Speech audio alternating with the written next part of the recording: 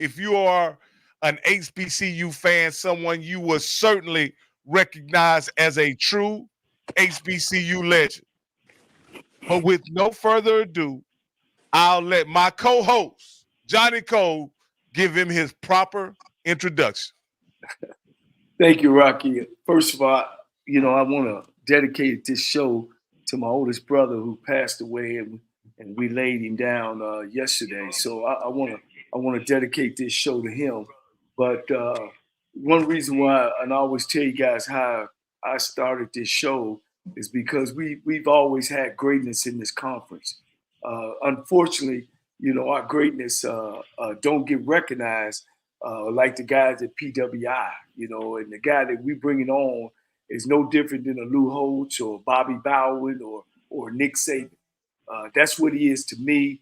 That's what he is to a lot of us. I can't even tell you how many people that came under him, but we'll say some greats like Coach Gibbs at Fort Valley, Trey Oliver, Coach Washington, Pete Richardson. It goes on and on. So without no further ado, my friend, my idol, my mentor, Coach Bill Hayes. Hey, Johnny, how's it going down there? It's great, Coach, man. And I'm just glad I was able to reach out to you. And we had a connection. And Sherman Simmons, who is a great friend of mine, actually caught you at the right time because a lot of great things are happening to you and happening for you. So we could kind of start out, Coach, what's going on with you in your life and how you've been since you left the sidelines. Well, I tell you, John, I've been working really hard to raise money for HBCUs in this area. I have the Carlin and Bill Hayes Foundation, and what I've been doing is we have this 2 or 3 events during the year, one big golf tournament, and bring all the ACC coaches in and all the MEAC and CIAA coaches in. We try to raise a couple $100,000 and just get the money back to the HBCUs. We give money to A&T.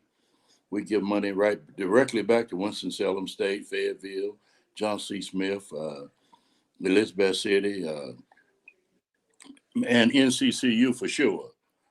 And what it does, I remember, Johnny, we never had enough of anything. We always had our hand out begging. In fact, we worked so hard Monday through Friday trying to figure out how we're going to get to the game, trying to get a bus and trying to do this and get hotel rooms and get meals for the kids. It was so hard. The struggle was so great trying to get to the game. So to get there was a victory to get to the game. And, of course, if you won, that was a blessing. Yeah. Well, Coach, I know you went up against some of the greats. I had opportunity with my brother to go up against you, and unfortunately, you stood tall. Kind of tell us, Coach, again, this is a very important because I'm going to say this. Deion Sanders did great for our conference. He brought some light to it. But some of the things that people didn't know about HBCU football is that we've always had greats, always had great athletes. And when he comes out and says things, or I'm not, and I shouldn't say he, but people who don't know about HBCUs are saying, oh, well, this happened for the first time. Oh, he's great. He makes the kids go to class. And all that's good, Coach. Don't get me wrong. But it's guys like you who laid the foundation, who made me want to be HBCU coach. Trey Oliver want to be Coach Gibbs, Broadway, Washington, kind of tell us, Coach, how you started off. And half those guys that you named, Johnny, I trained. Yeah, well, Coach, I know that. Yeah, Sam Washington and all those guys, they cut their teeth sitting at my feet. Yes, sir. Yes, sir. Yes, sir. Yeah, so, I'm real proud of what we've been able to do. I'm an HBCU guy, graduated from North Carolina College, then North Carolina Central now, and played center and middle linebacker, All-American 3 times at both sides of the ball. And I had a great career and went on to, I never forget how good my coaches were. Coach Herman Riddick was my college football coach, and George Quiet. Those are 2 legendary coaches in HBCU football. And I never forget George Quiet and those guys. When I got my first coaching job up in Virginia, a little town outside of Danville, they gave me you had to wear a suit and tie, necktie to school back then. If you taught physical education, you changed over into your PE uniform. But when you came back into the main building, you had to have on a suit and tie. Those coaches took care of me and taught me the right way to get things done, Johnny. And I'll never forget them. I've been down that road. I integrated the ACC. I was the first black coach east of the Mississippi, coaching at a Division I school. And the crazy thing, I never forget, I used to go to the American Football Coaches Association meeting. Johnny, you and I used to hang out there, but the guys used to say, hey, man, that guy coaches a position. Because a lot of the guys black guys back in the day, they were recruiters for predominantly white schools, but they didn't coach. They just recruited. But I was fortunate enough to be an offensive line coach and in Division I. And so it was amazing to me that guys would coach football and not coach and just be recruiters. And I did my share of recruiting too, because we had some great ones. When I think back over my years, John, I probably had over 150 guys sign a pro contract over my tenure. I stopped counting at 150. I want you to keep going, but I want to just cut right there. Let our people who's watching the show know, Coach, Jess was in what, the 70s and 80s? Yeah, 70s, 80s, 90s. Yeah. It wasn't really long ago. You know what I mean? But that's right. Go ahead, Coach. I just want to let them know. I'd also like to, Coach Hayes, I'd like to step in here and let everybody know who's listening on the radio on CBS Sports 1. You also can listen on the app at Syntex Sports 1 on the Apple Place at the Apple and Google Play Store. We have a very successful HBCU head coach and coaching legend, Bill Hayes, and we're so happy to have him with us today. Coach Cole, I know you're about to ask him a question. You can go ahead and go, but I wanted to let our listeners know who exactly they were listening to at this time. The legendary HBCU coach, Coach Bill Hayes. Yeah. Thank you, Rocky. I just want to keep the timing of it. The reason why that we've had great coaches, but that didn't get overlooked. But go ahead, Coach. You were going from you just integrated to ACC and first black coach in the ACC, and you go back from there, Coach. Well, I think about about 3 or 4 weeks ago we buried Bishop Harris. Bishop was the second black coach in the Atlantic Coast Conference at Duke University, and then Clemson hired a guy named Bill Swinger about 2 months after Wake Forest hired me. So it was me the first guy, and then of course when Duke hired Bishop Harris, he was number 2, and then Bill Swinger at Clemson, and then after that, a lot of predominantly white schools in the South started hiring black coaches. But I was the pioneer. I was the guy that started it all, but you know what, John? I always act like I was supposed to be there. I learned that early on that ain't nobody doing me no favor. I'm supposed to be where I am, and I'm supposed to be doing what I'm doing, and I'm gonna carry myself like I'm supposed to be there, and like I'm the best of the best. And I believed I was.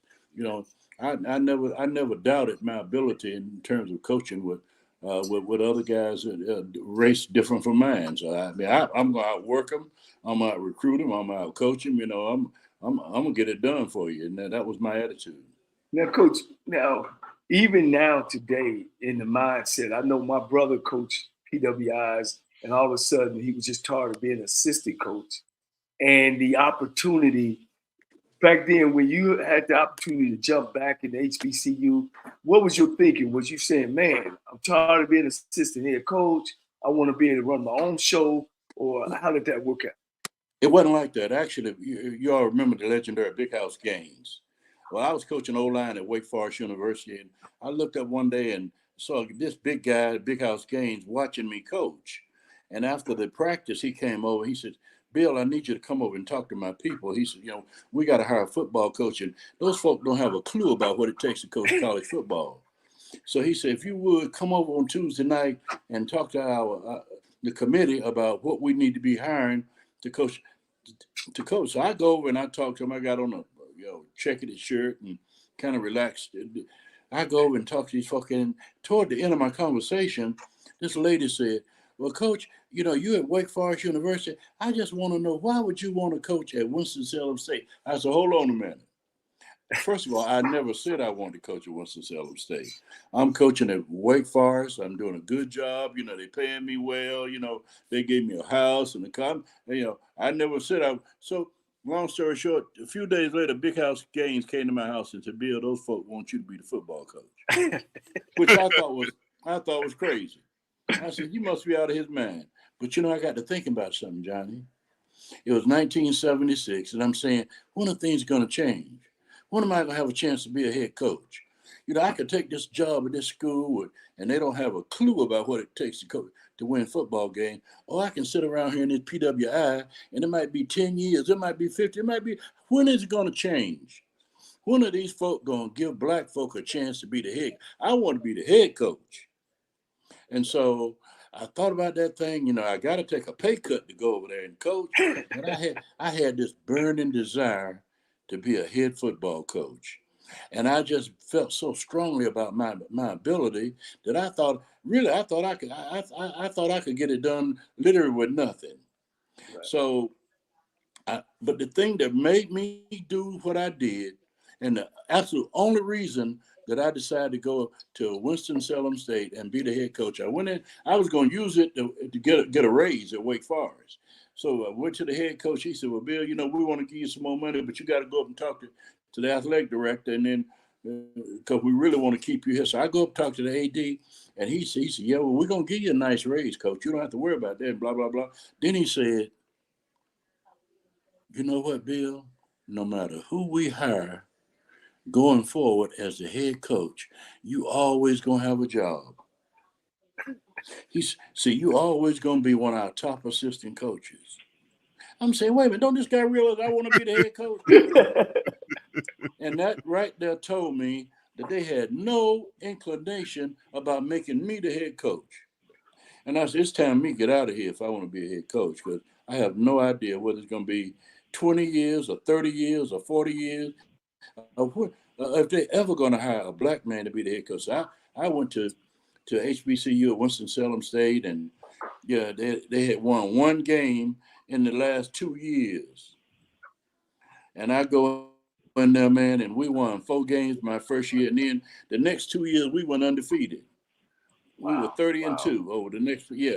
We got it done real fast. Well, Coach, man, I love it, Coach. Hey, Coach, let me I just want to put Coach, hey, I just got to put a point of clarification of what he said. How long would it take? 10 years, 20 years? And I want to make a point, because it took literally almost 20 years for Jim Caldwell to become the first head coach at actually Wake Forest in 1993. So think about what the through line from 1976 all the way to 1993. And for you young folks, that's the same Jim Caldwell that coached the Colts, that took them to a Super Bowl, coached the Detroit Lions. So I want you to understand what the start, the genesis to the end. So, Coach, I just wanted to put that in there because you made such a point that it literally did take 20 years for people to see at your school that started, which, give Wake Forest a lot of credit for breaking those barriers that they did. They broke the barrier with you and also broke the barrier with Coach Caldwell. So I just wanted to put that out there, Coach. Yeah, well, great. Go ahead, Coach. Johnny, the beautiful thing, when I was at Wake Forest and they would send me on these assignments, I never forget the head coach called me in one day. He said, Bill, I got a speaking engagement down in Raleigh at the Raleigh Country Club on Tuesday night, and I can't make it. So I want you to go down there and talk to those folk in Raleigh, North Carolina. And I said, hey, Coach, don't you realize the Raleigh Country Club is segregated? I can't go to the Raleigh. He said, BS, you go, you be there at 6 o'clock and you speak. Now, if they don't want you to speak, then you come on back home and that's on them. But you go down there with all intentions to speak. And I went down, had a great time. Never had a problem. You know why? Because I act like I was supposed to be there. I act like I knew what I was doing. I knew I had it covered. Wow. And so, I used that same approach when I went down to Mississippi State back in the 70s and the Clemson. No black man had never been in those arenas in the capacity that I went in there as. So going to all those major schools that we played in the South, and going to those facilities, and those cooks and maids and butlers that worked there, they were amazed and astonished that I was doing what I was doing. And I had to carry myself at a certain level to make them proud, and they took care of me. It was a lot of fun. Even today, Coach, I'm gonna keep on letting you go because and your story is falling right in line of why I started this story, this line about even today, Coach. 75-80% of football coaches in the PWIs are white. So has it changed? Yes, but has it changed where it should be? No, and we're nowhere near that. And when you now, Coach, what's happening, and I don't know how much you've been keeping up with it, is now our people are looking for black coaches from PWI schools. They won't give jobs to HBCU guys who don't came up. And you, of course, you just said, man, Coach, you don't name 7-8 guys that have came under me that that can coach football. So as a young guy coming out, this is frustrating. What is your take on that when you hear that and where you are now? And of course, you've seen it from the beginning to now, and it really still haven't changed. And it's even getting worse on HBCU guys. So I was just sharing that information with you. Well, Johnny, I didn't come through that era. I had, when guys like Pete Richardson came and we worked together, and he was my defensive coordinator, and I had a lot of great, Rod Broadway, I had a lot of great ones. Gibbs down at Fort Valley, his daddy, and I had all those guys, and the Timmy Newsons of the world, and they all came through. So, I just don't understand why or what would make a person think that a man of color from an HBCU couldn't get it done, because I don't see anything like that at all. So I can't speak about that, because that was beyond me. You know what I mean? Yeah. But go ahead, Coach. I think about the Ken Rileys of the world. Those are my guys. The Joe Taylors of the world. Those guys can coach ball. Yeah. So, Coach, you being the first black guy at Wake Forest, you take over at Winston-Salem, and then you kind of jump around a little bit. Tell us about that. Well, I did 12 years, and in that 12 years, I wanted to have my own money, to have to recruit. Back then, they didn't give you a budget. You had to coach by the week. So if you won this week, they'll give you enough money to go to the next week. And after a while, after 12 years, that can get old. So I had a chance to go and coach at North Carolina A&T, and the facilities were a little bit better, and the money was a little bit greater, and it was the student. I think we probably had like 9,000-10,000 students, and so the stadium was a little bit bigger. So I thought it was an opportunity to have a better opportunity to advance my career and a better opportunity to coach on a higher level. And so I went over, and surprisingly though, when I got there, I found out it might have been in worse shape than what I had just left. But I had so much pride and so much self-determination, I wasn't about to fail. So I think 2 years after I took the job, we won the MEAC championship in 1990 and 1991. So, but A&T is a great place, and still, but now they are in a different arena now, because now they're in the CAA, and I don't quite understand that, so I better not comment on it.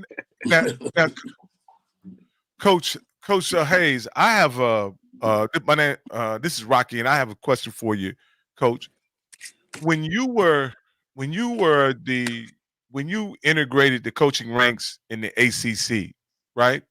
Yeah. What were the conversations like about what players you could bring on the program?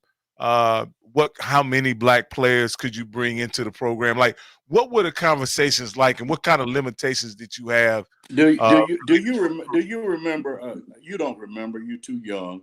But there was a great guy from the University of Tennessee by the name of Beatty Feathers. He was a great All-American football player. He was on our coaching staff at Wake Forest. And I'll never forget, we had a staff meeting, And so Beatty says to Coach Chuck Mills, who's deceased now, he says, Chuck, there are a lot of great black athletes down in the eastern part of the state of North Carolina. Why don't you send Bill down there to get them? And I never forget, Chuck Mills said, whoa, wait a minute. I thought I signed you to Eastern North Carolina. I thought that was, Bill's got Virginia, all of Virginia and Western Carolina. So what are you telling me? You telling me you're not going to recruit kids in your area? Thank God I was blessed to have a head coach in Chuck Mills that didn't play that mess. Mm-hmm. See, I recruited all kind of, I coached white boys on the O-line. That's what I coached. I didn't have many black athletes on my O-line. I had white boys on the O-line, big old white boys that I coached.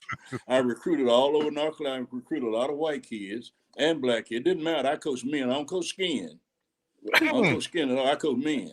And so thank God I was blessed to have Coach Chuck Mills as the head coach at Wake Forest University when I took the job, and he didn't play that at all. He was way different from most people that I came in contact with. In fact, he was frightening to me sometimes being born in the South. I'll never forget, there's a guy that you guys may remember named Clark Gaines. Clark Gaines was a great running back. And I was recruiting on Clark, and so Clark said, well, Coach, Chuck Mills said, Bill, when you going to sign Clark?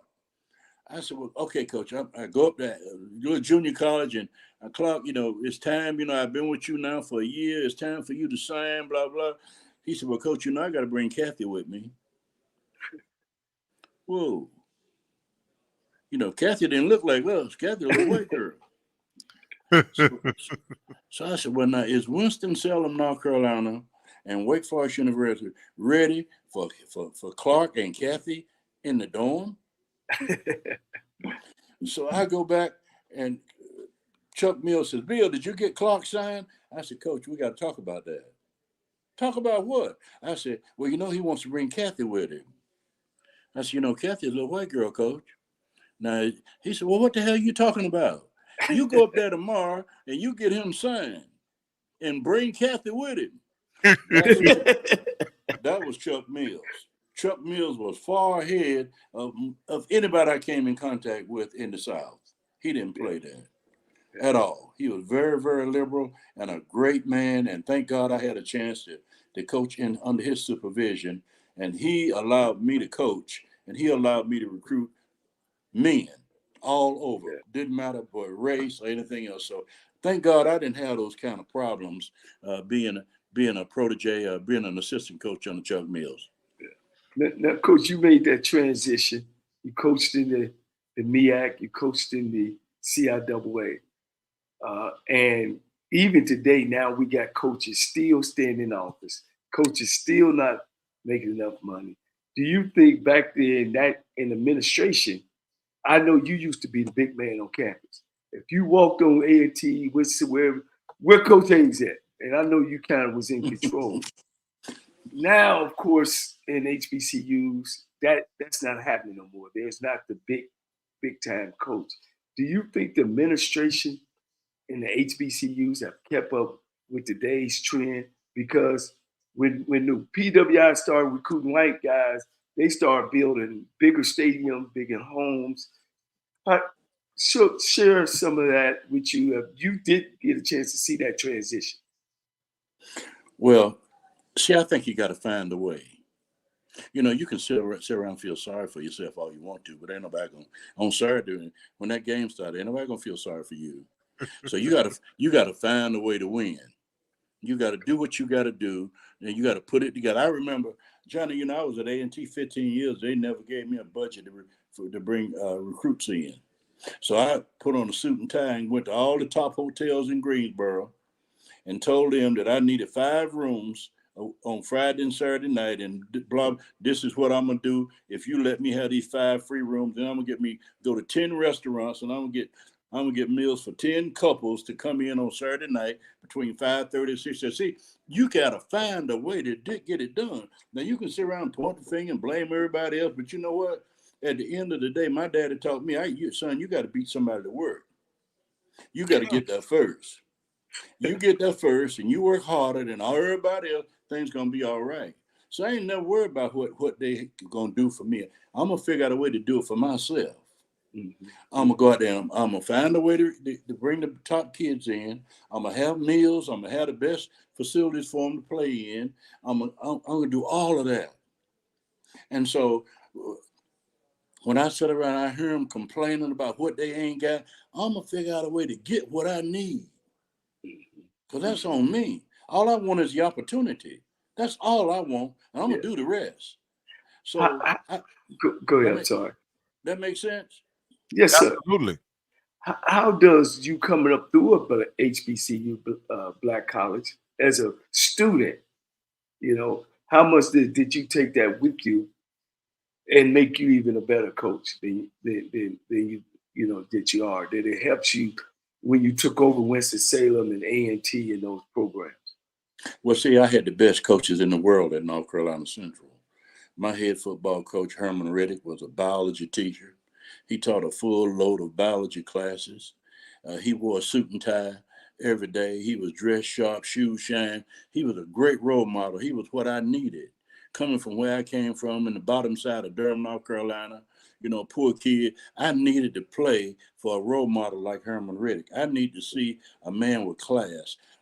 I've been around all those other kind of folk, those winos and those crazy, but he was class. And the George Quiet, our other coach, was class.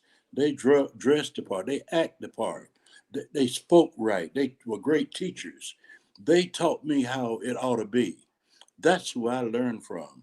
And so consequently, when I became a head coach, I would never wear no gym clothes on the campus. I'm walking around with a suit and tie on, like my coach taught me to do. Now, when I get ready to go down to coach, I'm gonna go down to the office and change clothes and put on some clothes to go out and coach in.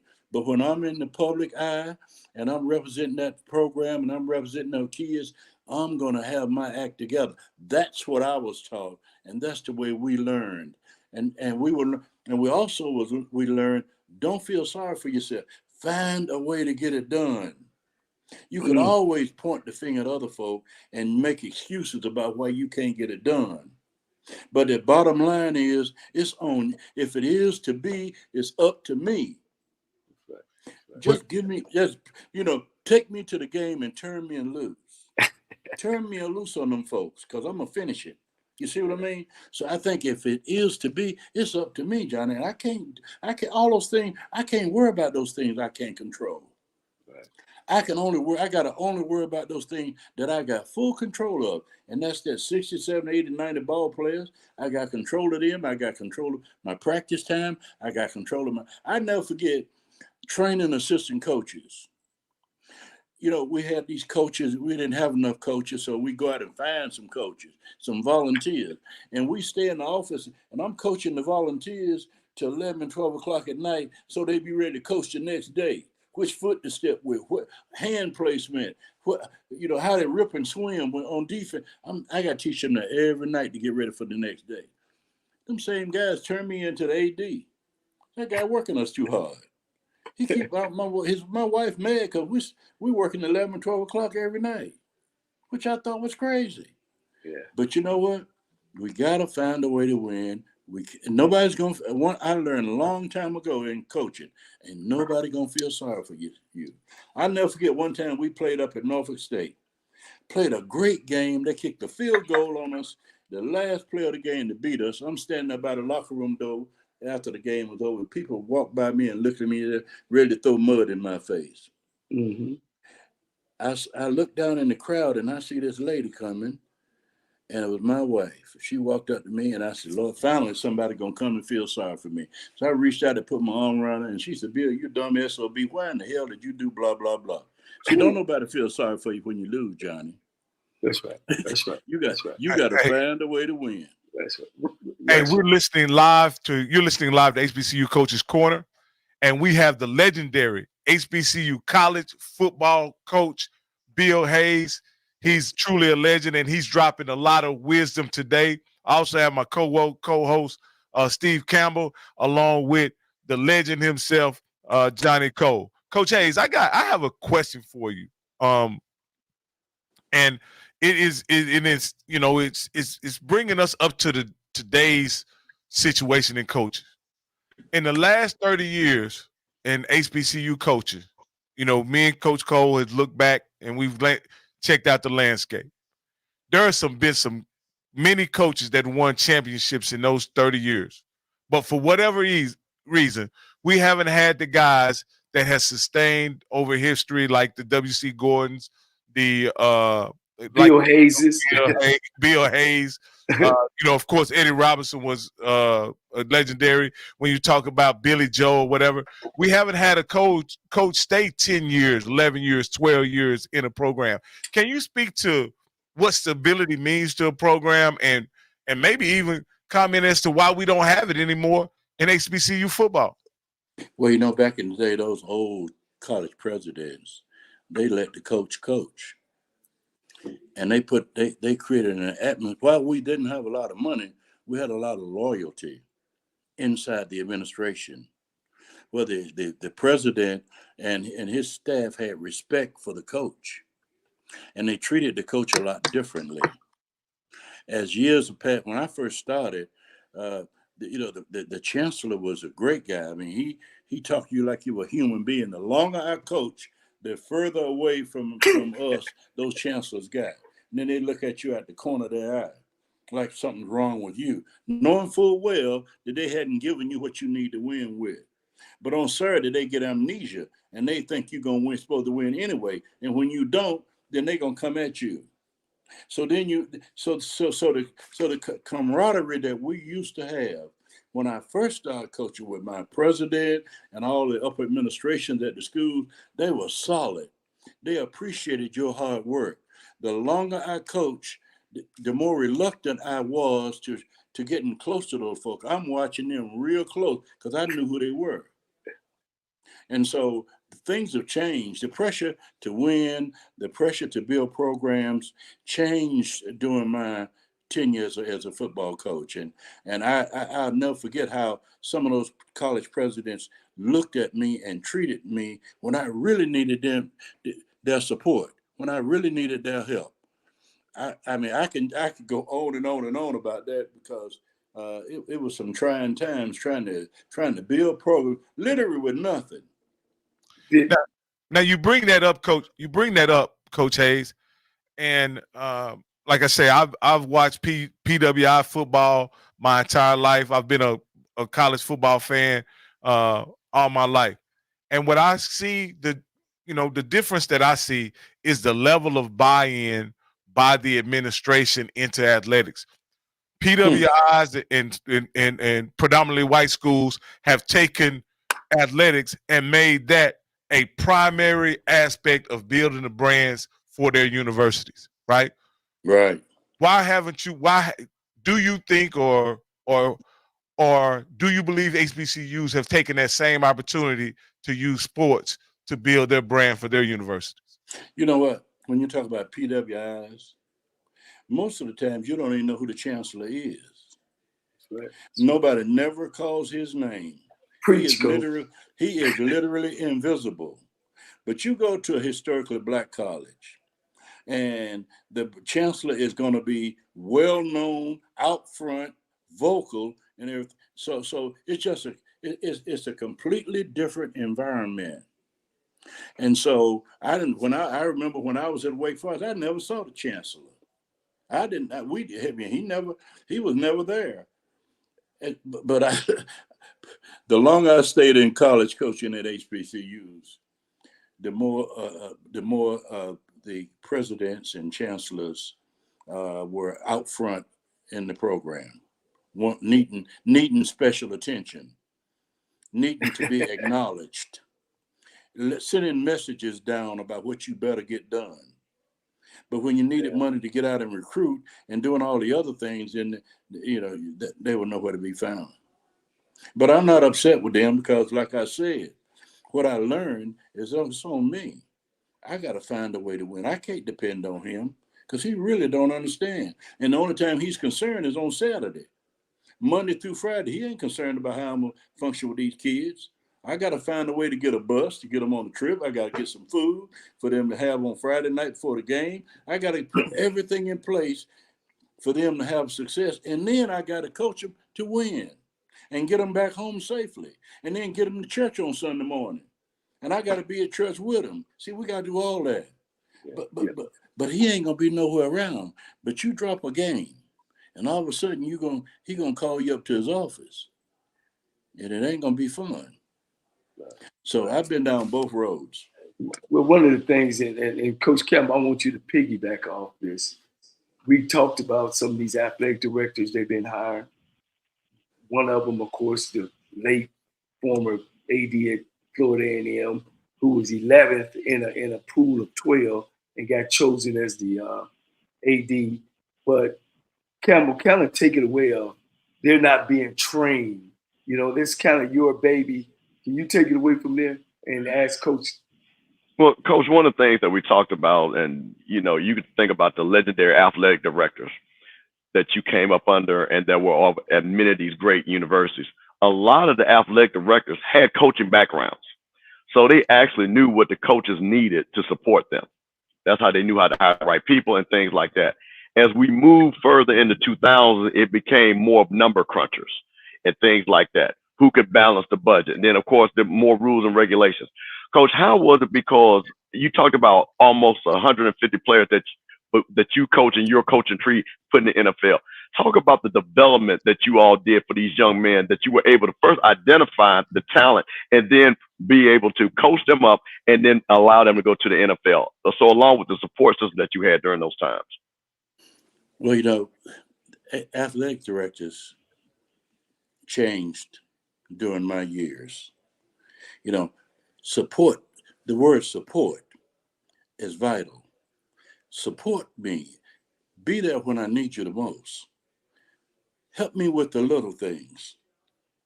I can take care of the major things, but sometimes you need some help with the little things. You need to know that these folk care and trust you, because it's hard. Even having everything in place, it's still hard. Do you realize that you could? I remember times I went 3 years one time and never took a day off, and including Sundays. I coached 3 years straight, put on a Santa Claus suit on Christmas morning, giving scholarships for Christmas. It's hard. And you need somebody that really understands in your down times to put their arm around you and say, well, you know, we're with you. Keep trying. We're going to get there. But a lot of times it ain't like that. You can see it clearly when you've been where Johnny Cole and I've been, when you're coaching. Because they come down after the game and you're not going to, if you have a bad game, you're not going to see them. They don't understand that sometimes you need somebody to put their arms around you and say, hey, you did a good job. It was a rough one. You came close. You know, we're with you. We're going to get them next week. They don't know about that. You know, they don't know about that at all. So it's hard. And it has changed a lot during my tenure. I remember when I started at Winston-Salem State, we had a minister for a chancellor, a great guy. Always positive, always encouraging. His wife was always encouraging and positive. The longer I stayed in it, the more of those kind of folk I never saw anymore. Yeah. Well, I want to step in here and let everybody know we're listening to you're listening to HBCU Coaches Corner, and we are in the midst of a fascinating interview with the legendary HBCU head football coach, Bill Hayes. He has a wealth of knowledge and taking us down memory lane, giving us a history lesson, also adding perspective on things that are even happening now in coaching. Coaching, I would like to ask you this, Coach. You have an extensive coaching tree that has, that even to this day, that is very active in coaching. Can you give us some of those guys that you hired as coaches and tell us what makes a good coach? What makes a good coach? Coach Cole says this: only 25% of guys who ever gonna blow a whistle gonna win. The rest of the jokers gonna lose. So with your coaching tree out there still in effect, you in the before we came on, you mentioned special relationships that you have with guys stemming all the way back to when you played football at North Carolina Central. Can you talk about that and tell us about guys that you influenced in the coaching business? Man, let me just let me tell you this. I remember back in 1977 at the American Football Coaches Association, we started an organization called the United Coaches Association. Johnny, you remember, we started the United Coaches Association because we felt like we were not getting some of the appreciation from the American Football Coaches Association. Long story short, they made me president of the United Coaches Association in 1977. Guess what? The United Coaches Association became the Black Coaches Association. So you talking to the first Black Coaches Association president and Bill Hayes, and I'm proud of that. So it's never been easy. It's a total grind.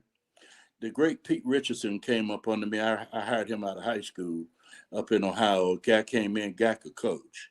Very loyal, very dedicated. I had Rod Broadway at North Carolina Central. I had Gibbs' daddy, Stan Gibbs. We call him Mighty Mouse. So I remember when that boy was born. He probably born on a football bus coming back from a trip. But we had a lot of good ones, Coach, and I'm really proud of what we were able to accomplish. Coach, that you started, United Coach Association, went to the BCA. Yeah. Right? And we still was going. Coach, tell me, or did it ever dawn on you, whenever they came out with the Black college list of Black college coaches that could go and get a head job, there was never a Black college coach on the list. That's right. It just changed. I know, Johnny. I know. It changed. All of a sudden, not one HBCU coach was on that list. Not a Bill Hayes, not a W.C. Gordon at that time, not a Eddie Robinson, not a Marino Castle, but not a L.C. Cole, because he had just came to start. I was lost when I would see that list. I was jumping, offensively, I was doing well. But Johnny, you know what? We can't do nothing about that. But I'm gonna tell you right now, in front of this country, you are the smartest offensive minds I've ever been around, and no question about it. You could coach, you could move, you could move them chains, Johnny. And I used to, if you remember back, I used to come see. We're gonna bloody somebody's nose. We're gonna play some slobbermouth football. We're gonna be the best running that football and great kicking game. But you know how to get that ball down the field fast. And I should admire you for that. In fact, you remember I should come to you and get me 3 or 4 plays every year, Johnny. You remember that? Yes, sir. Yes, sir. So I give you a lot of credit, you and your brother, for doing some of the things that you guys did to make our game a lot better. We ain't gonna change the way these folk in this country think. Right. Anytime you got a guy with 34 felonies running for president, I mean, come on, man. You know what I mean? And tied in the thing. Come on. Coach, I got one other thing. All right. Of course, you picked some great staffs, and we talk about that.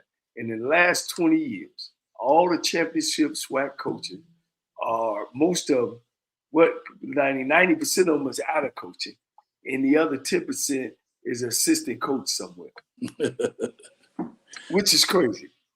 When you pick your staff, or look at a staff, and our fans, Coach, because we talk truth on here, you know what I mean, and we giving them the real ideal on how and why a coach become a head coach. And when you picking your staff, kind of tell us how you went through that and how you try to go and find the best talent you can. Well, first of all, we had a very limited amount of money. Right. That's the first thing. And so now I got to find me somebody that want to. Now, if he wants to badly enough, I can train him. So I ended up training most of the guys that came under me. because they didn't have it when they came to me. They didn't have the knowledge, nor the background, nor the skills, and we didn't have enough money to pay the ones that did. You see what I mean? We knew who had talent on the peripheral. We knew what guys at what schools could really get it done right then. But I didn't have no money. So y'all did a collaborative thing. You could call other coaches and get a background check on the kids. No question. And we're going to spend a lot of time going to conventions and watching other coaches and watching footwork and technique and watching film and walking through plays to make sure everybody was on the same page. You know, we had to make most of our coaches, because we couldn't afford that. We didn't have the money, the budget to hire the quality ones that could come in ready-made. But guys like Pete Richardson came out of high school. He had great talent because he was a pro football player, cornerback. And now, did you know he coached me, Coach? He coached me and my brothers. Yeah, and could coach, couldn't he? Coach. Yeah, he could really get it done. And I had Wiley. These young guys don't remember, but Wiley Harris, Bo Lightning, from Johnson C. Smith and A&T. Wiley Harris could coach football. One of the greats. You know, we beat Eddie 5 times in a row, Johnny. He never beat us. No.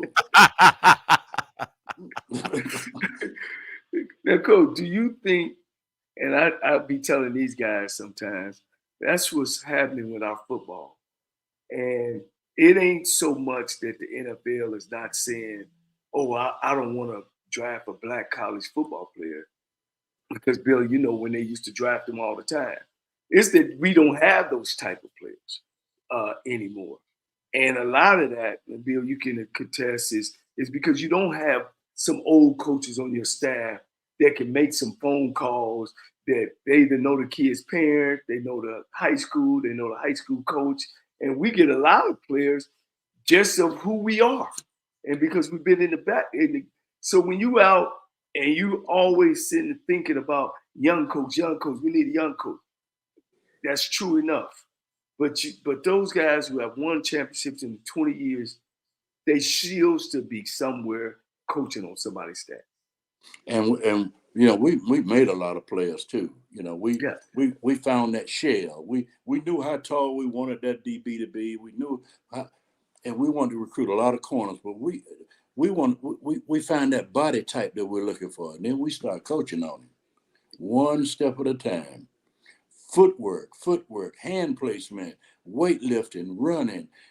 So we made a lot of football players. First of all, we're gonna go out and we're gonna find the shell that we're looking for. He may be a long ways away from the end result. But we're going to get the right shell. You know, when I brought in Timmy Newsom, here's a 6'2", 200-pound running back. You know, actually he played defensive end, and I moved him to running back because he had what I wanted. He had what I wanted in a running back. Then I had his teammate, Arrington Jones from Richmond, Virginia. He's 6'2", 225 tailback back in the day. So we bigger and better and faster and stronger than most folk are up front. So we knew the kind of guy that we wanted to coach. And we knew how he wanted him to look. We knew how he wanted his feet to move. So we never recruited a guy if his knee, he was knock-kneed, as we used to call it back in the day, or slew-footed. We wanted him to have straight feet. That's right. You know, we wanted to be a certain height. We wanted to be able to run. If he could, then we put him in a program. We can train him for 3-4 years. But the thing that I don't understand, Johnny, is how you get kids ready now and then somebody come and buy them from you the next year. That would break my heart. As much time as we spend developing kids, it was like a marriage. And you develop this kid and you put all this time in him, and all of a sudden the next year he gone because somebody come and offer him $2 or $3 more. That would break my heart. I'm glad I was out of it before. I'm glad. I've been thinking about this, guys, and you'll get a kick out of this, Coach Hayes. If the NCAA want to be right, especially the 1AA schools in Division II, when those big schools come to take one of their players, they need to pay the school for all the training, like you said, Coach, the food we fed him, the dorm. They need to pay the school as well. Yes, that's right. Just another subject. That's right. At least these smaller schools are getting some besides losing these big time players. That's right. You know, so it's got to be something. And that's the thing too, Coach. You said it so eloquently, how older coaches can see a kid that they've coached in the past. His shoulders are wide instead of narrow. His feet are sloop instead of straight. His knees are tight instead of, or his hips. You know, and you can look at that player because you developed a player like him before, Coach Campbell, and you go after it. You know what I mean? You know. But when you're a young guy and you ain't been out there, and you ain't recruited some bad ones that you thought was gonna be good, you don't know what you're looking for. You know That's what I'm right. saying? Well, That's So, right. so it's very important that you learn how to turn over those rocks. well, let, Go on. well, Go let me ahead. ask you this, Coach. Coach, you guys were talking about how Johnny could scheme, Coach Cole could scheme plays, and then you guys got to having a conversation about player development. Which one of those components do you guys see as being the cornerstone of a program? Being able to scheme it up and run it, or being able to take a player with marginal talent and develop him into something? Well, you got to have a player develop before you can do scheme. Yeah. So Johnny can't scheme with unless he got something to scheme with. You know what I mean? He got to have the right. He got to have the right players. You know, and what we learned over the years. Well, see, there are certain type of players that get recruited. For example, if you're a 6'2 and a half, 6'3 offensive tackle in high school weighing 210 pounds, nobody gonna look at you. You're not gonna get a look. So what we're gonna do, we're gonna bring in all those guys as walk-ons, because they're not gonna get recruited. So we're gonna recruit tackles. We're gonna make the rest of them. We're gonna recruit corners. We're gonna recruit. You see, you're not gonna beat us throwing the ball, so we're gonna recruit corners. We're not gonna recruit wideouts. We're gonna recruit corners, because that's the cornerstone of your defense. So we're gonna put our money on. We ain't have enough money. We never had a full complement of scholarships. So the money we got, we're gonna put it on them corners, because you're not gonna beat us throwing the football. And so certain positions, like outside linebackers, we ain't got enough money to recruit them. So we're going to make them. So we're going to bring in our regular 30 signees, but we're going to bring in 60 walk-ons. And of the 60 walk-ons, when the smoke clear, we're going to have 30 football players, because 30 of them going to leave. But they're going to get dissatisfied and disgruntled about this, that, and the other. They ain't playing. They're away from mama. You know, things ain't like it was in high school. You know, when the lights, and you're going to have to sit out that first year. You're not going to play a whole lot. You probably won't even practice a whole lot, normal practice. But then what I found out is after a year, that guy is just as good or better than the kid I signed the year before. Right. So we had a formula. Because we had a lack of money, you know, it's like your budget now. You can't go out and buy no Maserati with your budget. So you go out and get something and keep it washed and the tires glazed, because you can't afford them. So we couldn't afford to recruit at every position. So we recruited the vital positions, and we made the other positions. And what we found out is the ones we made ended up being, we call them program kids. Yes, sir. Yes. We're going to keep them five and a half, sometimes 6 years. You know? And build them. That's what the young coaches got to learn how to do. They got to learn how to take that program kid. He's got the right height. He got straight feet. He ain't knock knee. He go to class. He ain't no drug head. He gonna do what you ask him to do. He gonna be around 5, 6 years. Now you take him and develop him. Preach it, Coach. Preach it. Huh? I said, preach it, Coach. You preaching it. I know. And so first I got to teach him what to do with his feet. How to use his feet, his good footwork, good hand placement, good hip hop. You know, I'm going to take him through so many drills. We're going to work the living hell out of him, man. Yeah. And you know what? From the time he goes to school in August to March, We got him in a special program. When March rolls around and we start thinking about spring ball, he gonna be better than that recruit because he had all this fundamental training. And like I said, we might bring in 90, but you're gonna lose half of them because they spoiled them. A lot of them are mama's boys and spoiled, and mama done told them, it ain't like it. They don't know what the real world is like. But the ones that stay, I had one named D. Loach that I think about. Ended up starting with the Carolina Panthers. He's 6'3". He 175 pounds from down the eastern part of the state, could run like a deer. Came in, we made a corner out of him. Here's a 6'3", 4'5" cornerback that was a walk-on. Ended up signing a pro contract and playing, had a long pro career. So we had a lot of them like that because we never had enough money to go out just signing a whole bunch of folks. We're going to be real specific about what we do and who we bring in.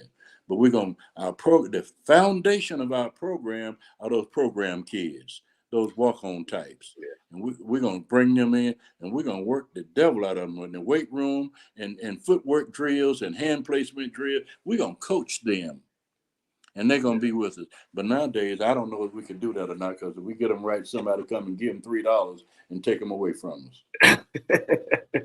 Well, one of the things too, Coach, you know how you used to recruit defensive linemen out of high school and make them offensive linemen? Oh, yeah. They're aggressive. Oh, yeah. You know what I mean? So, Coach, man, I know you on a schedule, but let's talk about before you get off what's going on with you. Let's go back through your the money in the golf tournament. Is that golf tournament open for any and everybody, or you got specific people? But I know you about raising money and giving money back. Yeah, well, after having spent a lifetime in historically Black colleges, I knew that we never had enough of anything, and money was always an issue. So when I retired from coaching, I made up in my mind that I was never going to let anybody have to go through what I went through if I had anything to say about it. I'm never going to let coaches be without money and to buy all the little things that we need. So I started the Bill Hayes Foundation, and we're gonna raise over $100,000 a year. Can we come out there, Coach? You can come out and shoot some shots and interview some people. Johnny, we're gonna be there May the 2nd. We're gonna be at the Country Club in Winston-Salem, Maple Chase Golf and Country Club. Mac Brown from Carolina. Come on, Woodrow from Clemson. Woody McCovey and his crowd, they all gonna come from Clemson. The NC State guys gonna come, the A&T guys, the Fayetteville State guys, they all gonna come to the tournament. We're gonna have 25, 27 teams to go off in the morning, and about that same number, we're gonna make over $100,000. We got a silent auction. We get football jerseys from all the big schools, and we auction off football shoes and football jerseys and helmets and rings. The jewelry stores give us jewelry to auction off, and we have a silent auction. We make a ton of money on the silent auction. We take all the money and give right back to Black colleges. Yeah. Let me read this real, Coach. Bill Hayes and Carol Hayes Foundation has donated over $250,000 to North Carolina HBCU schools over the past 3 years. We raised most of the money donated from our annual celebrity golf tournament. Pro football players and coaches, as well as collegiate greats, support our tournament and fundraiser. Winston-Salem State, A&T, North Carolina Central, East Carolina, Johnson C. Smith, and FSU Athletic Department all receive support, plus local entities to the schools.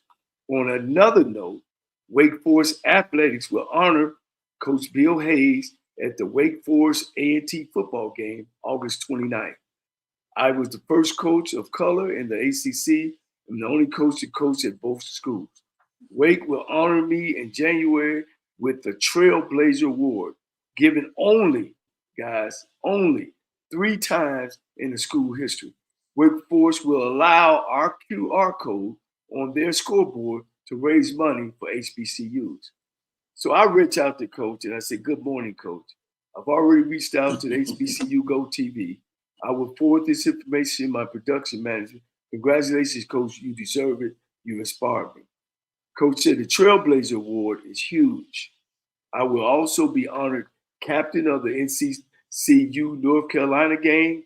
Me and Mac Brown are close. And so Coach made me feel so good. I said, Coach, and Coach, this is sincere. I said, Coach, your accomplishments are unmatched. You have done it with so little. This is why I started this platform. Really, ESPN should be highlighting you, but I guess you the wrong color. And he said, Coach, at 7 years old, I caught polio. I prayed to God to let me walk so I could run and jump. If God would let me walk and run and jump, I promised God that I would do something special. But Coach, you've accomplished that. And I can say that with me, and I know all the other players and stuff that you've touched. So I want to make sure that I get that out. So if people wanted to donate something to the tournament, or you got folks out there maybe want to play, I don't know, do you got a cutoff or what? No, So Johnny, it's wide open. Our QR code going to be on the website, on the scoreboard at Wake Forest University on Thursday night when they play A&T. And hopefully A&T will put our QR code on the board when they play Winston-Salem in a couple of weeks. And, some of the schools that we help, and we help a lot of them, they send their coaches, and they're going to send us a contribution to the foundation, and we're going to turn around and give it right back. My players, John, I got a statue coming up sometime. That's right. Yeah, around homecoming, they're gonna put my statue. I'm trying to live long enough to see my statue get up. It'd be bad for me not to see it, but I am so happy and proud, and my guys have done so much in support of me and our foundation, and we just not only do we help the small HBCUs, a lot of the high schools in our area now are predominantly Black, and they don't have some of the stuff that they need for the athletic program. We give back to them. They call, let us know what they need. We're going to give them some money to fix some of their problems. So not only do we help HBCUs in our region, we help a lot of the high schools in the area too. So that's what it's all about. It's about giving back. It's about helping people. It's about trying to find a way to win. And that's what I've been doing. And that's what I'm committed to doing for the rest of my life. Well, thank you, Coach. Hey, Appreciate it. Hey, Coach Hayes, I was in the military, and I got a bunch of friends from the eastern shore of the United States. And I know those guys from Virginia, Tidewater area, those guys from North Carolina and even South Carolina would argue ad nauseum about who had the best athletes between those three places, right? Coach Hayes, with your expertise, can you tell me, of those three regions, you can even add East Georgia in there if you want to, of those 3 or 4 regions, who has the best athletes? Wow. Well, I'll tell you what, Tidewater, Virginia don't have to take a backseat to anybody. South Carolina had great athletes.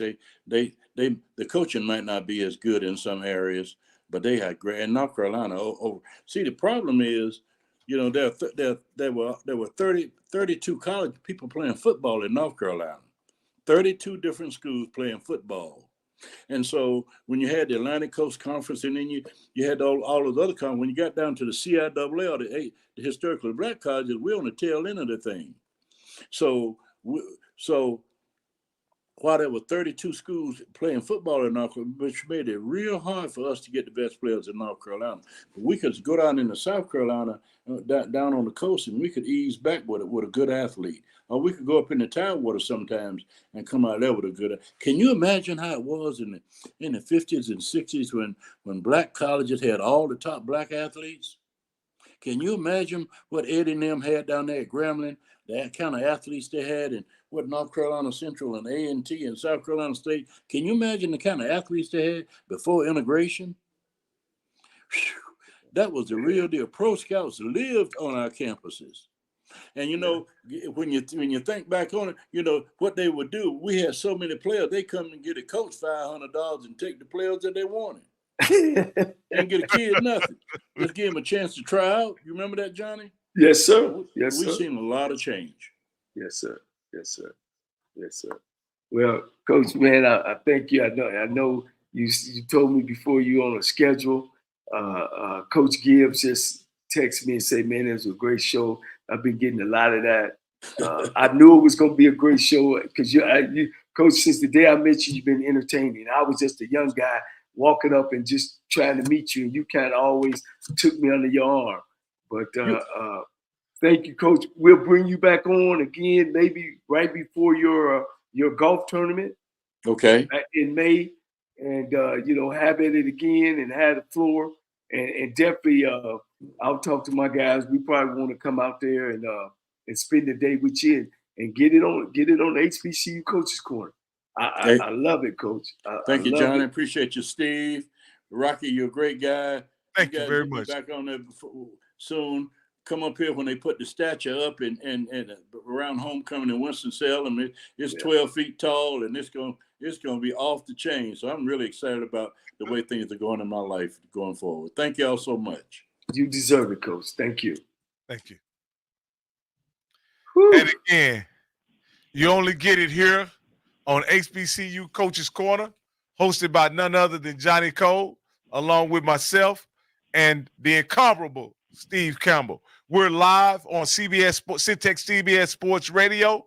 We're also where you can find us. We can download the Syntex Sports One app on the Google Play Store and also the Apple Store. But Coach Cole, what did it mean to you to have Coach Hayes here on the show with you? I could tell it was a treat for you. But what is he, for those who are just coming on now, what does he mean to coaches, to people in the coaching fraternity like yourself, who have been in black college football, for 20, 30 years? Well, of course, Coach, I look at it in two different areas. I look at it as why we need these platforms, and we can't continue to let our history get away from us. You can't know where you're going unless you know where you came from, because then you know what kind of steps. And I think that we have forgotten those times and days, you know what I mean? And as he talked about people who have came up under his tree, how they went around and go about daily business of being a coach at the HBCU schools. And it also gives you a picture of where we came from administratively wise, financially wise, and talent wise, that we ain't, Campbell, have came far as we should have. You know what I mean? He made some comments on why, and those are things that we've been talking about. The whys, you know what I mean? The buddy pass and all that type of thing. The other part is, that's my hero, Coach. That's what I grew up on. I didn't need to be, and I hate to throw out some of these coaches' names because they're all great coaches. I didn't need to see Nick Saban. He wasn't my hero. He's a great coach. I didn't need to see Lou Holtz. Great coach. Lou Holtz spoke to the Black Coaches Association, and he said a great thing, Coach. He said, all you guys in here can't get nobody a job. Now, he talking to the BCA. All blacks in there in Lou Holtz. He says, none of y'all guys in here can get somebody a job. He said, what you need to do is be out in that hallway and get to meet those other guys. You know what I mean? And he said, yeah, at that time, you could hire 9 assistants. He said, well, out of those 9 assistants, you're going to have 4 of them that's going to want to be an offensive coordinator or a head coach. You could tell when you give them assignment, they go get it done. All those other 5, they just there. You know what I mean? And that was right. And that's the kind of thing, when I became a head coach, you could see those things happening. But you got to have guys like Eddie Robinson and Marino Castle and W.C. Golden and Jake Gaithers and some of those guys as a black coach. Because you guys, who I keep thinking about over and over again. Y'all couldn't even get. I keep thinking about Willie Simmons because he's a great coach. And he's chasing his dream, to be a coach at a PWI. and I just keep all that talent. How, as he say, how long will he stay a running back coach? How long? We don't know. But we know this, Coach Campbell, he coaches football. He can develop some kids. He can get it done. You know what I'm saying? So I just was giddy, Coach. I mean, me and Coach Hayes, we would talk. I would just listen to him for hours, guys. You know, because he has so much knowledge on the game and how you handle black players and parents and just the whole work, man. And I've been around Eddie Robinson. I've been around Marino Cass. I've been around Archie Garcia Clee. I've been around L.C. Cole. I've told Pete Richardson coach me. So those are my heroes. And for me to have him on this platform and you guys, man, as outstanding as you two guys are, hey, man, look, it's a great day and a great time for me. And it ain't about me, you know. It's about me helping and supporting our brothers. And that's why I get so angry. And y'all know when I'm calling these guys to come on the show, and not only do they don't come on the show, they don't even call and say yes and no. But that's okay. We're going to keep pushing on, and we're going to get the ones that want to come on and talk and sell their program and sell themselves. And the ones that don't, we got the microphone, and we're going to put them on yours truly. The the prayer line? Yeah. Absolutely. Campbell, we're going to put them on the prayer line, and we're going to start with Norfolk State, you know, and we'll get into that later. So we're going to put them on the prayer line. Hey, Coach. Again, I want to remind everybody we're live here on Syntex Sports One, CBS Sports Radio here in Central Texas. We're also live on our app, which is at the Google Play Store and the Apple Store. You also can go to syntex1.com and listen and catch the broadcast live. But guys, let's transition into. We had a great weekend, guys. Yeah, you guys had I got into Atlanta a little late, so you guys had probably had a great weekend without me. Your weekend, y'all weekend started before mine, but y'all had a great weekend in Atlanta, and we ended up we were there on business, guys. We were there on official business, and we got a chance to see live and in person Mr. Campbell's Florida A&M Rattlers take on the Norfolk State Spartans. What I consider to be a great representation of HBCU football. I thoroughly enjoyed the game. But before I go into my thoughts, Coach, I wanted to get you guys' thoughts about what you guys actually saw on Saturday. Go ahead, Coach Campbell. Well, what I'm going to do, Rocky, I'm going to start off and just give just a quick recap, talking about, some of the stats and stuff like that. You had Florida A&M's quarterback, Daniel Richardson, who had grad transfer, going 22 for 30 for 286 yards and 3 touchdowns. Jalen Daniels, who was forced into being the starting role, he went 7-9 for 142 yards passing. A&M rushing, Kelvin Dean, one of the leaders of the team, 11 carries, 49 yards. On the other side, we talked about this kid in our breakdown with Norfolk State. Kevin King, who was an all MEAC player, totally dominated the first half of this game. 14 carries for 146 yards. Had Zavon Evans that came with 12 rushes for 55 yards.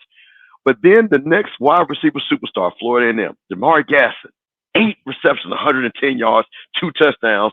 And then, of course, of Norfolk State, Jaquez Jones, big plays, 4 receptions for 78 yards.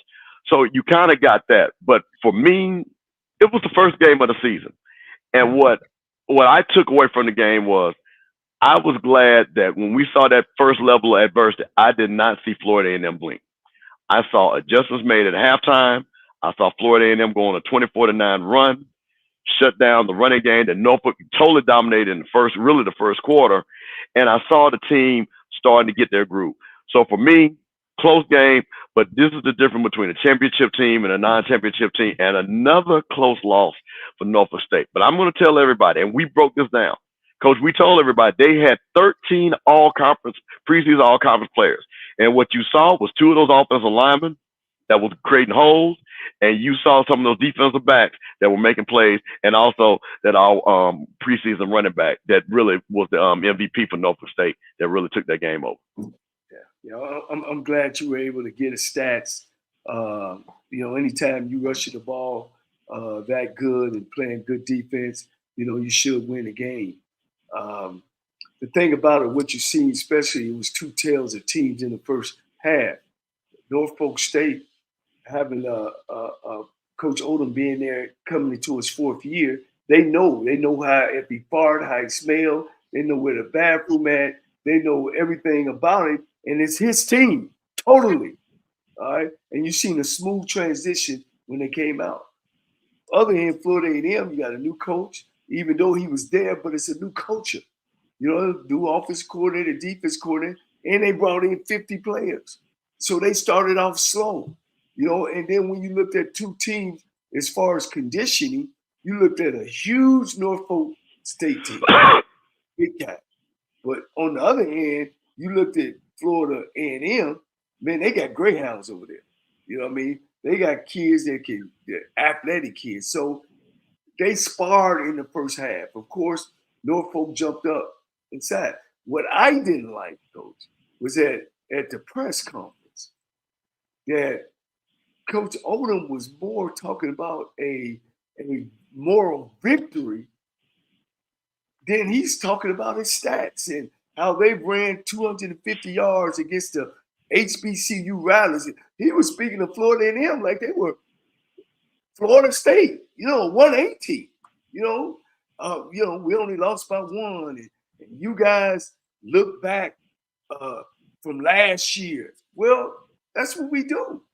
We look back from what you've done in the past to make the future look at the future. Nobody was saying that you're gonna jump from last place to first place.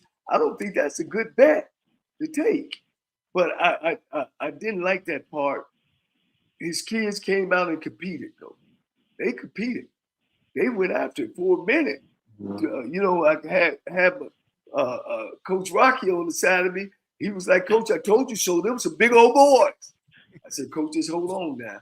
Hold on. The kids, Florida A&M got to adjust. And I'm going to tell you this, Coach Bishop Campbell, Florida A&M took that game. They wasn't on top of their game. They took it. And that's how winning programs do. You know what I mean? They got beat up and down that field. But they took it. They made the plays that happen. Their defense stiffened up. They just weren't going to lose that football game. And I'm going to just say this, the way Coach Odom coached that game to me is we just wanted to be good. We were glad we were right there with them. You threw the ball 9 times, and that you an offensive line guy, you felt good about the rushing part. I get it. But the object of the game is to win. That's my take. Well, like I say, for a football junkie like myself, an extreme football fan, it was a wonderful weekend. Coach Cole, we arrived at the stadium and we went straight to the field. Coincidentally, both teams were warming up at the time. We got some great footage that we've shared on YouTube. You guys can go take a look at it. Some great footage. It was striking to me at the size of those guys at Norfolk State. They came out first. Then once the Florida A&M guys came out, then you saw, they were really some really good-looking athletes, man. I'm talking about some really good-looking athletes. Like those guys were really well-conditioned and everything. And I anticipated being a competitive game. A lot of people going into the game thought it would be a blowout. But after seeing both teams on the field, I thought it would be competitive. Both teams were very impressive physically. And then once the game got underway, what I saw was basically Norfolk State knew who they were. They tried to execute the game plan that they thought they could win. And I saw Florida A&M trying to find their identity offensively while having some struggles on defense, which they ended up down 14-0 in the first quarter. I also saw Daniel Richardson, the quarterback for A&M, get his feet up under him, make a few plays, and then, in my opinion, um, he took over the game along with the Florida A&M defense, made some adjustments, and it turned out to be what I thought it would be going in, which the better team was Florida A&M, and they pretty much dominated to the last 3 quarters of the game.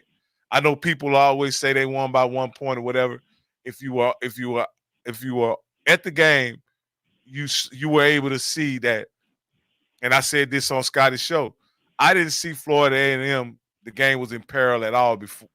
At all. I saw them as being the better team. They had to figure some things out. They got those things figured out. They had a fumble down the stretch that kind of kept the game close. But ultimately, I saw 2 really good teams battle it out, and the better team won. Now, I understand your criticism of Coach Odoms and his reluctance to throw the football, Coach Cole. But at the end of the day, he did have a couple series where he tried to feature the passing game, and they got sacked. He got sacked 2 times in a row, Coach. And so I understood him going right back to the running game to try to close it out. It just wasn't. I did unless Florida A&M gave away the game. I didn't see them losing the game, and they weren't gonna. They didn't give away the game. They did just enough to win, and they kept the ball away from Norfolk State on the last drive. They got the ball with 6 minutes 30 seconds. Norfolk State didn't see the ball again, down by 1. Yeah, let's don't make no mistake that I'm saying they didn't win because they didn't throw the football. I'm not saying that, but I am saying when you got a great run game going, your pass game should make it easy.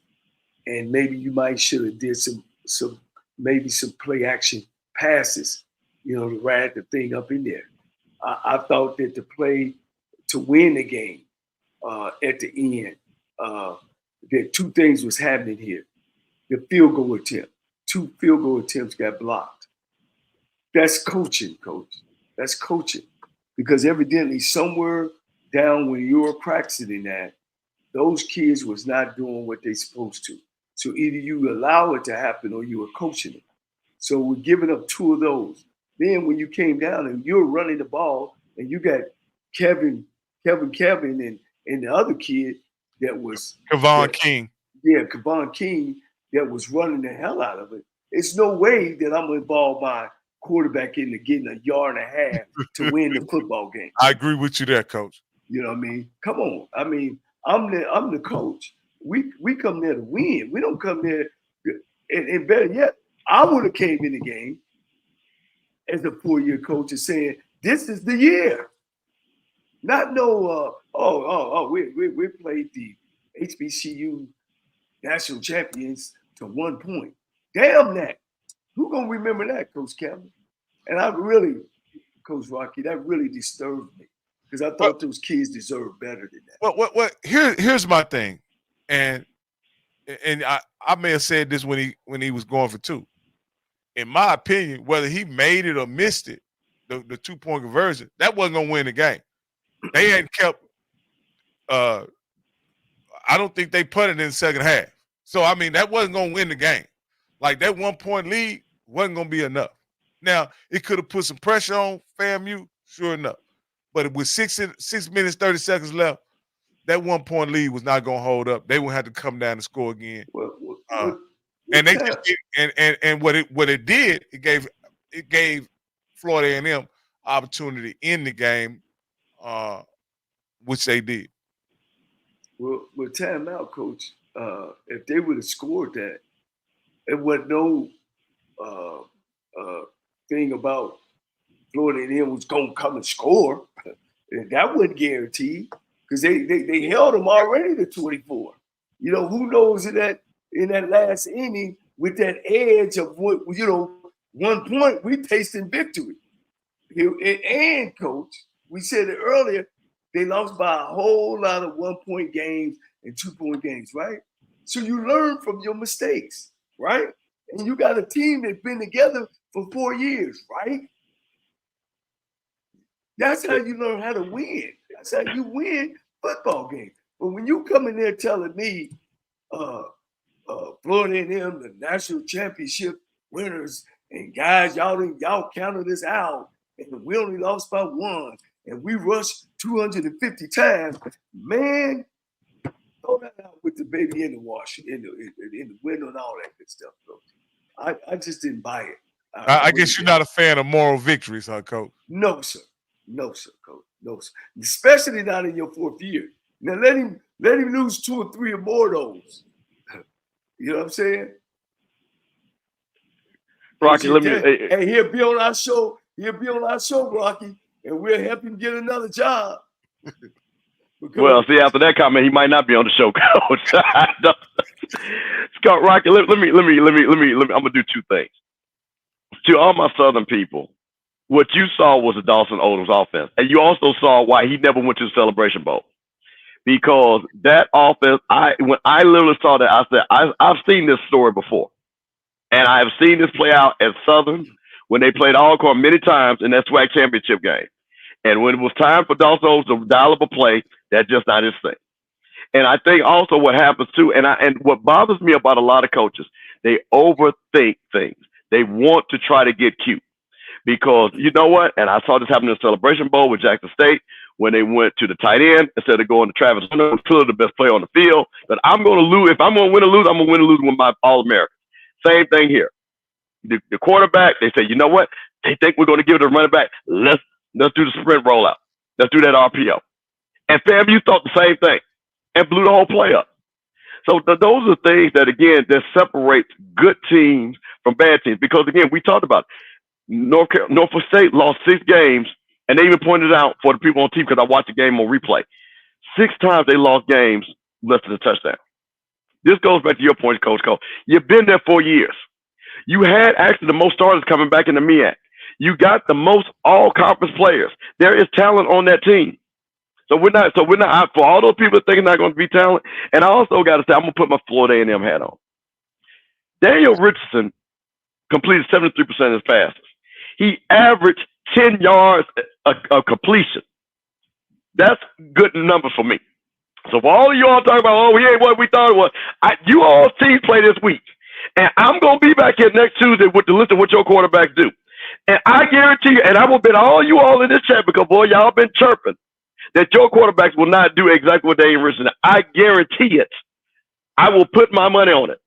So this is the thing about it. You know, when we play these games and stuff like that, I picked at 35. I think I said I had 35-17. You play the games, but once again, what I'm most happy about is I saw a coaching staff that outcoached a seasoned coaching staff. They made adjustments. Those players did not panic. And like I said, when you go on a 24-9 run, Coach, to close the game out, you're doing something right. So, go ahead. I'm sorry. Let me say this. Yeah. Norfolk State University. I want to know, if they're out there listening, how many of y'all went home happy? Huh? We lost by 1. We did a good job. We were right in there. Hey, Coach Cole, let's be honest. They didn't have no fans show up to the game. So when they got there late, Coach, they did come late. They came late. Oh, those are Florida A&M fans. Hey, Coach, it was 2,200, and they brought 200, and we brought the other 20,000. So we just got to keep it real, Coach. It was 22,000 people in the stadium. They brought, the 200 or something. We brought the other, maybe they might, we'll give them 2,000. Maybe, and I don't think they brought that. But we brought 20,000 of those people, guaranteed. And so I'll say this: with no fan support, there's not many Norfolk State people that thought they had a chance to win the game. If they thought they had a chance to win the game, that, in my opinion, there would have been more Norfolk State fans in the stadium. If you would have looked at that stadium, you would think Norfolk, Virginia was in California somewhere. Not on the same coast as Atlanta. Let me say this, Coach. Let's keep it real. Norfolk State should have won that football game. Florida A&M had a fake dead play Because we thought it was a trick play, Rocky, until we went to the interview. Remember? Yeah. It was a dead play when the kid, what's his name? Give me his name. Richardson, when they jumped offside. Yeah. That's how they scored to go up. So the kids played their heart out. Coach, just because you play your heart out don't mean you deserve to win, Coach. At the end of the day, the better players on the field played for Florida A&M. I disagree totally. Coach, I can't remember one player that made an impact other than Kevon King. Well, the quarterback played well. Coach Allen went 7 for 9. He went 7 for 9. Their offensive line played well. Their defense was tough. They got beat on 2 big bombs. Let's talk. They got beat on 2 big bombs. Other than that, those 2 plays, I'm older now. They ran up and down the field. Coach, you know they only ran for 50 more yards after the first quarter, right? Yeah. So 3 quarters they only ran for 50 yards with 2.9 yards a carry of the 3 quarters after the first quarter. So that's the reason why I've got to talk about the adjustments.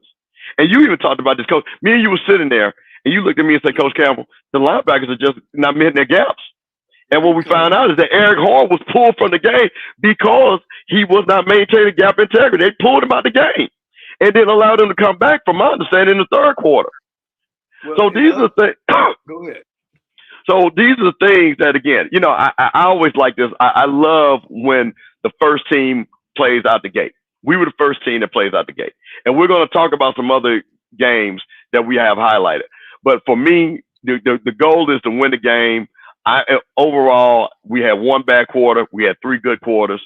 I'll take that. We move on, and we play Saturday against South Carolina State. One of the things that Coach Coles said after the game, he said they were running some unbalance. So they kind of caught them off guard. And he pretty much said what the things that they've seen them do in the past, because they got a new offense coordinator, defense coordinator, they had to make some adjustments. So I definitely agree that Florida A&M made the adjustments at halftime, but still North Carolina State played well. So neither team to me just dominated. No, not at all. To me, not at all. like I said earlier, I just think that Florida A&M say, look, we're going to take this game. It's our first. We making adjustments, players, culture, everything. But one thing we're not going to do, we got to go lose. And I think the will to win is the reason why they won that football game. And I will make one. After listening to Coach Odom. Yeah. I'm going to say one thing, and then, Rocky, I guess we can move on. The one thing that I got to talk about is Coach Henry, the offensive coordinator. The one thing that I saw, and we were watching the game, it looked like Coach Henry said, you know what? If it ain't broke, don't fix it. Let me go back to some plays last year that got us successful. All of a sudden, you saw the tight end get involved. All of a sudden, you saw, like I say, to Coach's point, the go-ahead touchdown to the running back. You start seeing plays that we saw that was super successful last year, and Coach Henry started dialing them up. So to me, I like the fact that Coach Henry realized really quickly, based off of what maybe he thought he wanted to do against this team, he said, you know what, we've got some things in our bag that have been tried and true with this offense that it can work. And once again, as they say, the tight end is always open. Absolutely, man. Like I say, the one thing that surprised me around the HBCU community, and I said this to Bishop over the phone, is that how people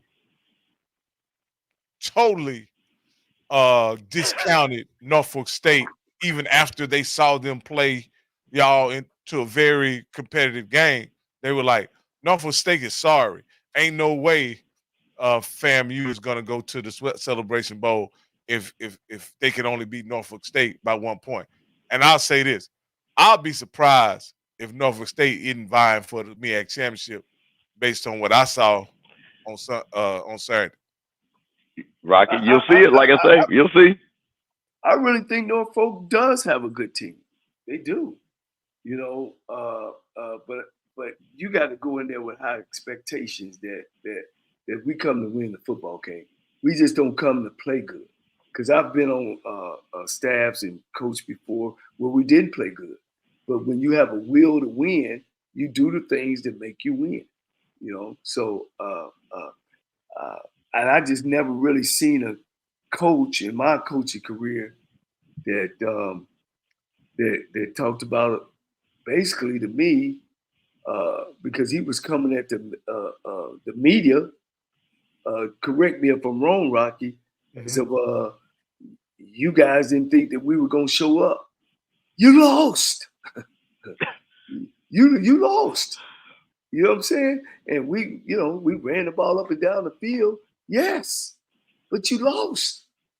You know, so that's my take on it. And I know I'm a critic, Coach. I know I'm a critic, but I believe in winning. You know. Yeah. Hey, I want to take a quick break. You're listening to HBCU Coaches Corner on CBS Sports Radio, Syntex One. You can listen to this broadcast on the app, on our app, Syntex Sports One, and you can download those apps on the Google Play Store and also the Apple Store. But I also want to let you guys know, if you're looking online, you'll see that I have 5 tickets to the State Fair Classic. 5 tickets to the State Fair Classic. Now, I'm going to give these tickets away next week. The people that I'm going to get the tickets away, in order to enter to win these tickets, you have to go make comments. The same person made comments on 3 different videos of ours. I don't care if they were last year videos or on the coaching series recently did. Go to 3 of our videos, make comments, and that will enter you into, and I'll put it like this here. Type in State Fair Classic. That's how I'll know that you want to get entered in the drawing. State Fair Classic. Put that on the end of your comment, or just make that your complete comment. That way I know. Again, these are 5 tickets to the, hopefully there's a camera right there. 5 tickets to the State Fair Classic. All right, Coach, let's get underway, because we got to, before the State Fair Classic, there's the Labor Day Classic. All right? And that's coming up this weekend.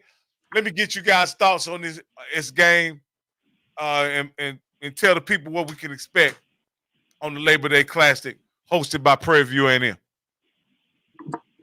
Who's first, Coach? Call it out. Mr. Campbell, I'll let you go ahead and go. Well, here's the thing.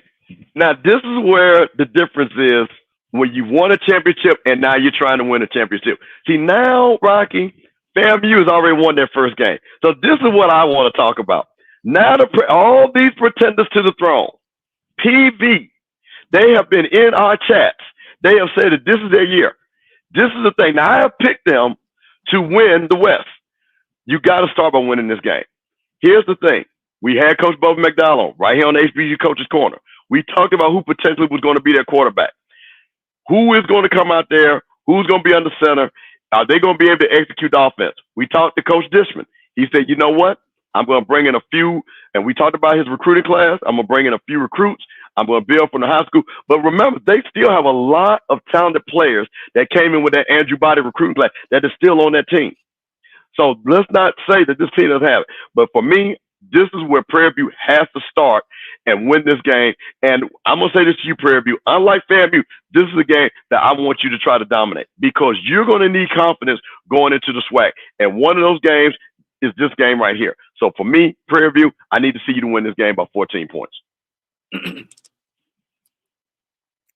All right. Oh, yeah. I'll go next. In this game right here, I think Prairie View should start their campaign to be the West champions if they truly want to be the West champions. They have to enter this game. This is a home game. It's in Prairie View. They have to win this game in order to assert themselves as the dominant team in the West against an inferior opponent, in my opinion. Also, they just named their quarterback.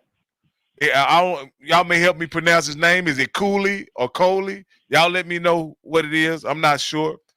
Y'all just name your quarterback. This is the guy that had Coach Bubba McDowell grinning ear to ear. I hope he turns out to be everything that Coach Bubba McDowell wants him to be. At this point, Prairie View has been to the SWAC championship twice, and if they depend on and a lot of people in Prairie View think this is a year for them to win the SWAC. If they're truly going to win the SWAC, they have to dominate this game. What do you think, Coach? You know, the numbers, when you look at choosing what's the best coach, you got to go with Coach Bubba McDowell. He's been in the position. Offensive coordinator, Prairie View, defensive coordinator, because you really don't know what Texas Southern has. But you do know this. They lost a big-time quarterback. They lost a big-time SWAC leading rusher. Those things are hard to rebuild, you know, and ante up. You don't know what really they're doing offensively or defensively. I don't even know if the coach knows. When you look at his background and look at Bubba's background, Bubba's been there. You know what I mean? It's kind of a reverse for me. I know when we were at Texas Southern, you know, we never lost to Prairie View. You know, that was kind of a thing, you know what I mean? And we know now that Prairie View has beat Texas Southern in the last 9 years, you know, and one of the questions we asked Coach Dishman was how important the game was. And he really didn't give it oh man, you know, this is very, very, very important. You know what I'm saying? So, you know, is he going in the game saying I'm still on my honeymoon, you know, or is he going in the game saying, man, if I got a chance to win, really important on winning this conference, if I lose this game, I'm two games behind. That's how important this game is. So I give Prairie View the edge. Yeah, I think Prairie View has this is if they depend on winning the SWAC championship and beginning with winning the SWAC West, they had to win this game. Let's go to the next one. This is a game that I am thoroughly looking forward to right here, Coach. I'm looking forward to this game. Me and my wife, we're going to travel down to Miami. We're going to take in some Rays. And then on Saturday, and then we're going to travel over to the stadium on Sunday and see North Carolina Central and Andrew Body. Now, ain't you guys going to a sporting event as well? Yeah. I called JT. I called him and I texted JT. Let me check my phone. He ain't got back with me, but I suspect he'll be getting back with me soon. So I texted him. Like I said, Johnny T hadn't got back with me, but hopefully I got some people working on my behalf. Me and my wife, we plan on going to dinner and going to the banquet with Johnny T. And we also are trying to effort and get media credentials for the game, even though we missed the deadline. But I'm still working on trying to get media credentials. So we could call Alabama State's AD. You know, he got that in. And definitely get some credentials for you. I don't know if he's controlling the he may have some pull for sure. Yeah. But and I'll start on this one, right? I think this is a very important game to set the tone for the season for Andrew Body. I believe he has a formidable opponent in NCCU, and he has to come out and establish himself as the quarterback in the SWAC, in my opinion. Daniel, in order for him to establish himself as a quarterback in the SWAC, as the quarterback, the bar has been set pretty high by Daniel Richardson. So Andrew Body has to go out and impact the game in a big way. NCCU, they're breaking in a guy who has very little experience at quarterback, playing what has historically been a pretty formidable defense. The way I see this game unfolding is NCCU struggles to put up points, and Andrew Body comes through and scores just enough to win the game. And I think this game is going to be in the area of 21-10, 21-13, something like that, in the favor of Alabama State. What do you think, Steve? Well, this is another one of those games that, again, if you want to be a championship team, and if Florida A&M is in the clubhouse with one win, you got to, both of these teams, you want to win this game. So the question is, who is more pressure on? And I'm going to say it's more pressure on Alabama State, because for them to set the tone, they need to win this game. You've got a quarterback that has played in Andrew Body. You've got a defense with several all-conference SWAC players. You've got an offensive line that they feel pretty good about. Then you go over to NCCU. You're breaking in a new quarterback. You've lost a lot of starters from last year's team. But the question is Trey Oliver, once again, the coaching. Does Trey Oliver, with his coaching skill and acumen, with that new quarterback, keep this game a low-scoring game and win at the end? I'm going to take Alabama State on this game.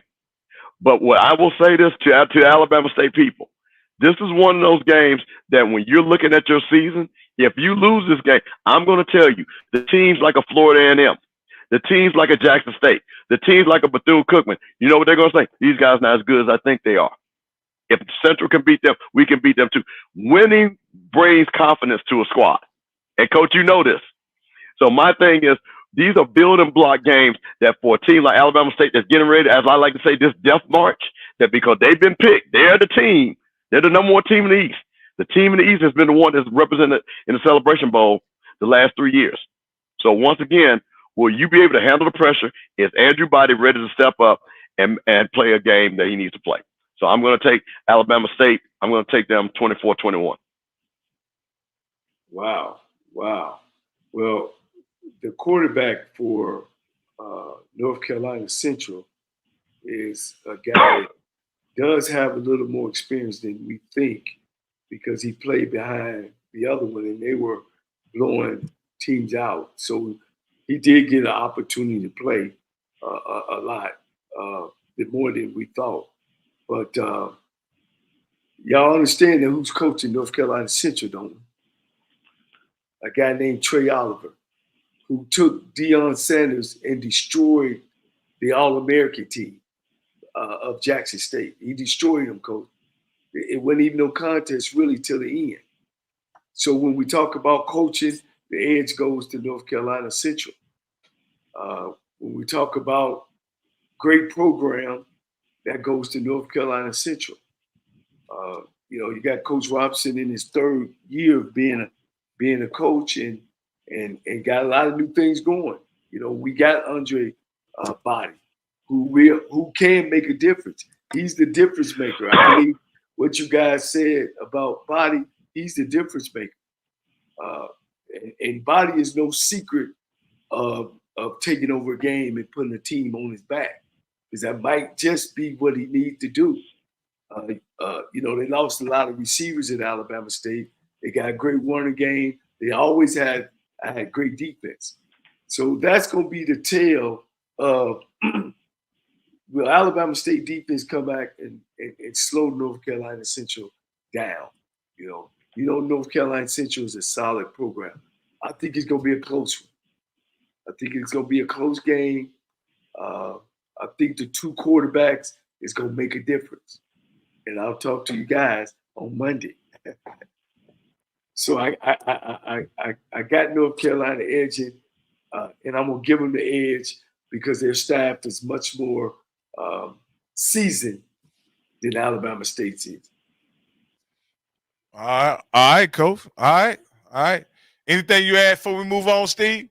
Hey, I want to say one thing. Like Coach said, Alabama State, new offensive coordinator, new quarterback.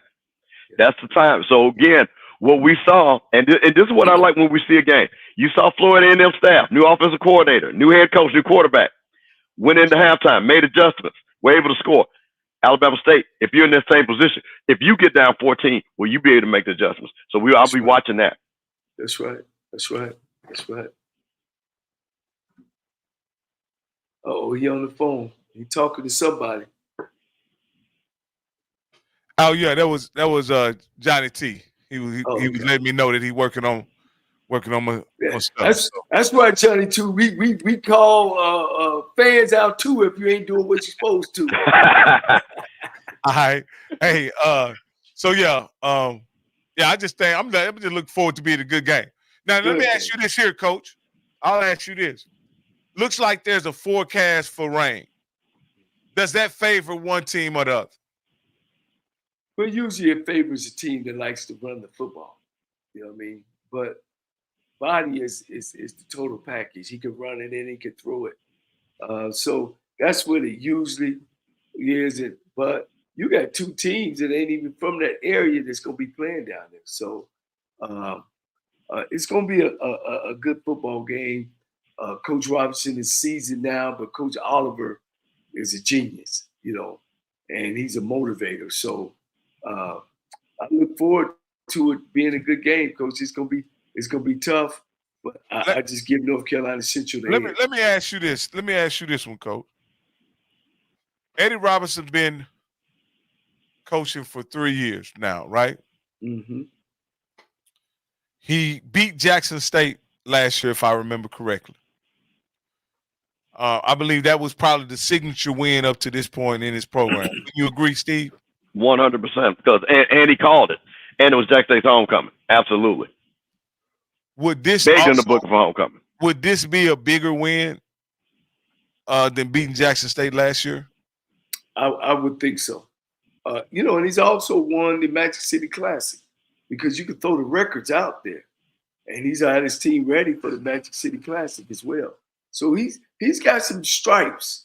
Don't get me wrong, but when you mess with the general, Coach, you got to come more than the stripes. You know, you can't say enough about Coach Oliver, man. I agree. I believe Trey Oliver is the most talented coach in HBCU football. However, he's working with a quarterback with limited experience at a neutral site against what I consider, you know, one of the most dynamic quarterbacks to play in the SWAC in recent history. And so I think the edge I'll give the edge to Alabama State. But hey, go ahead. Rock, I was going to make over in your chat. Mr. Jackson said Coach Oliver runs the same offense that Coach Odom runs. But hold on, let me put an asterisk by that. They might run the same offense, but Coach Oliver's teams execute that offense. So be clear on that. Just because you run the same offense doesn't mean you execute it the same way. There's a reason why Central has won championships. There's a reason why they have won 9 and 10 games. And there's a reason why Dawson Odom is still trying to figure it out. So I want to be clear on that. Run the same offense don't mean the same thing. All right, yeah. Rocky. Yeah. And another thing too. I'll say this. Considering who is be calling the plays for Alabama State, and Trey Oliver was not sheepish about giving Coach Barnett compliments and said, "Hey, he's got me, and I've got him." You know what I mean? So I expect it to be a pretty good coaching matchup. For this reason, we know E-Rob is the CEO head coach. He's not calling plays on offense. He's not calling plays on defense. So it really would be a chess match between the offense coordinators, and even Trey Oliver admits Coach Barnett is a formidable opponent. So let me you know, we talk truth to that because we don't want this kid to not get his. First of all, the kid's name is Walker Harris. Harris, yep. Will be the starting quarterback. 6'1", 195. He's a redshirt junior, so he's a very experienced guy. All right. He played 5 games in 21, 11 games in 22, and 12 games in 23. He's got 19 attempts on 28 games. He's thrown for 47 yards. I'm sorry. Let me go. He's rushed 19 times for 47 yards, 23 is his longest. He also, again, has 28 games played, 60 completions on 97 attempts. That's a high number. All right. He'll thrown for 68 yards, 681 yards, and 5 TDs. This is all I say about that. And I ain't got a lot to say. This is about what that is.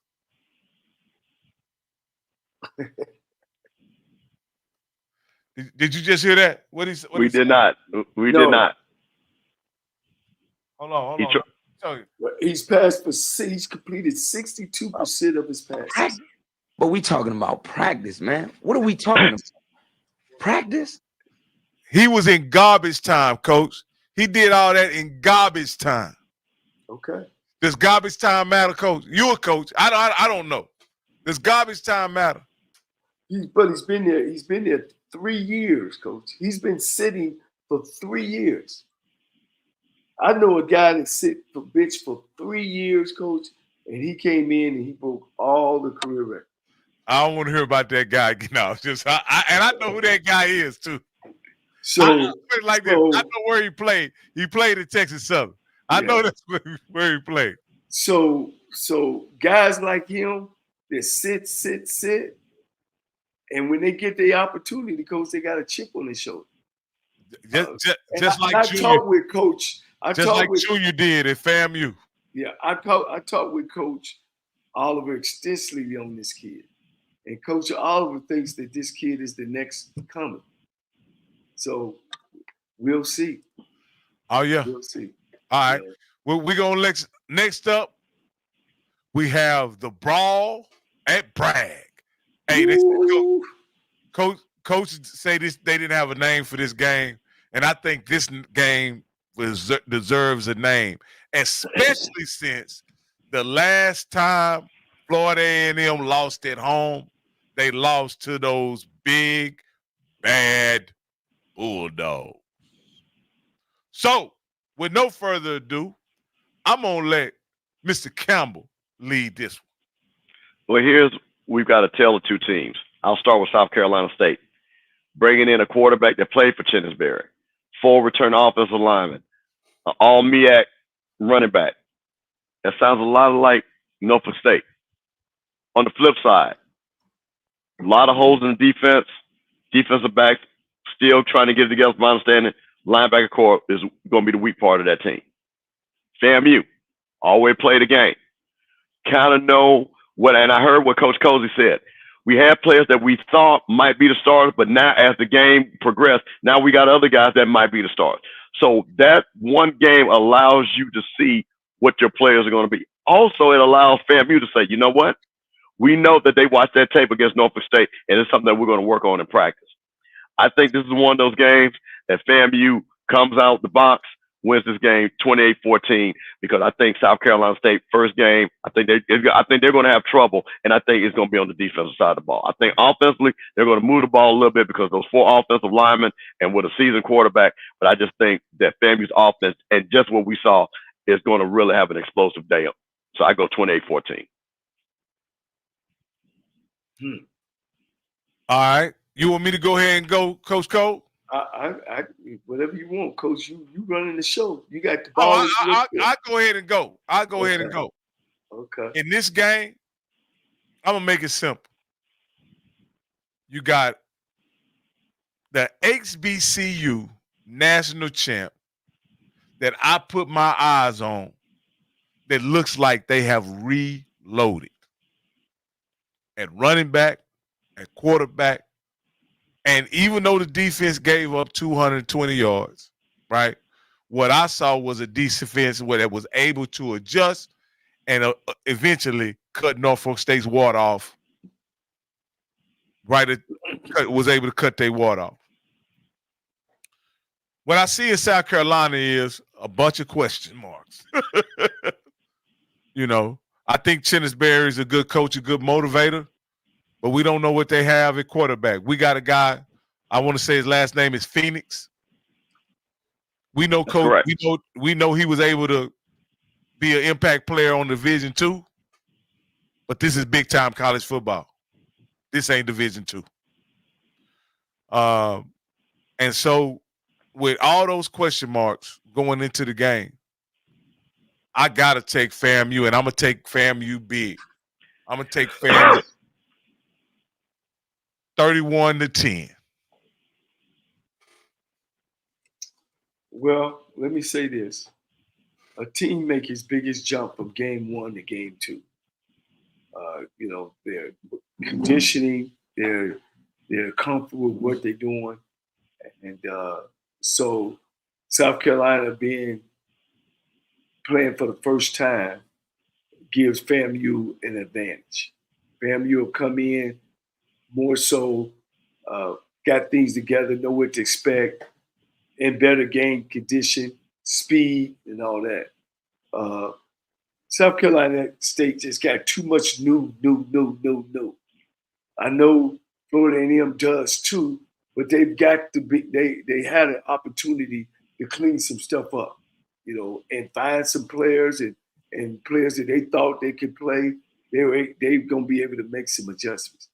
I give FAMU the victory, but don't lay down on Chennisberry in the running game. They're gonna run the football. They're gonna try to run the football. And as Coach Hayes said it so delicately, we hopefully they get the ball back. So South Carolina State is gonna have to play ball control, keep FAMU's offense off the field, which they do have an opportunity at that, because South Carolina State gonna run the football, coach, and they gonna find those holes on Florida A&M if Florida A&M ain't ready. But I think because Cozy, I like his staff, they made a good adjustment. They never really panicked at the football game. I don't see it being a blowout. I see FAMU winning another close one. All right, okay, Coach. This is what I'll say. There was a gentleman in here that picked South Carolina, and this is what I'll say. Both teams had a host of transfers that came in the program. And this is where I just fundamentally think South Carolina is at a disadvantage. South Carolina had a bunch of transfers that came up from the D2 level coming up to Division I AA. On the other hand, FAMU had a host of transfers that came from Power 5 and Group of 5. And when you consider all that, big dogs always win. And I'll let y'all make any comment. I also want to thank SWAC Fan 100 for his super chat, man. I want to thank you, man. I appreciate you donating to the cause, man. It's, you know, like I say, the kind of content we bring, it does cost money. When you talk about the traveling and all that kind of stuff, man, and all these kind of contributions make it even more affordable and more possible for us to do that kind of stuff, man. If I had a private jet, I actually would fly into Tallahassee Saturday morning, watch FAMU play South Carolina, and then fly out and head to South Beach that night, have a night on South Beach, and then go to the game on the Orange Blossom Classic. But since I'm flying Spirit, I just be at the OBC. So just so y'all know. Rock, I want to say something real quick. This is what I love about this time of the year. And I'm going to say this, and this is going to be my Florida A&M hat. I heard all last year, every game we were going to lose, and we didn't. I always ask the people, tell me exactly why Florida A&M is going to lose. Now, I got people that I know do not know who's on South Carolina State's football team, other than the South Carolina State people. And we broke these teams down. We talked to the coach. Yep. We know the coach told us what he had to work on and what he felt where his strength was, which we talked about just a few minutes ago. This is what's funny to me. If you think that South Carolina State, and people say, well, you think that South Carolina State is better than Norfolk, they only won like one more game than Norfolk. So they got picked fourth, Norfolk got picked fifth. So fourth and fifth are basically the exact same team. So yeah, Norfolk could be better than South Carolina State this year. That's not a big leap, okay? people. So this is the thing that I think is really funny, that I like that this animus, which is, I love it. I love it every week, because I saw the same thing. Musa wasn't any good, and Musa was just winning games. Florida A&M was going to lose, and he just kept winning games. I'm just telling you guys, we're not going to lose this game. I'm telling you this. This is a game. We're playing in Bragg. We have the talent. And I think if you are honest, you saw some coaching from Coach that I think a lot of you all weren't expecting from that staff. So now we'll move on. So I just wanted to put that out there. I had to put my Florida A&M hat on. And I'm going to tell you, the graduate transfer said, we don't lose at Bragg. You heard that has played 40-plus games. All right, we can go through these pretty quick, man. I thought all these games were key matchups. I know there's a couple on here that may not be marquee matchups, but I thought they were noteworthy.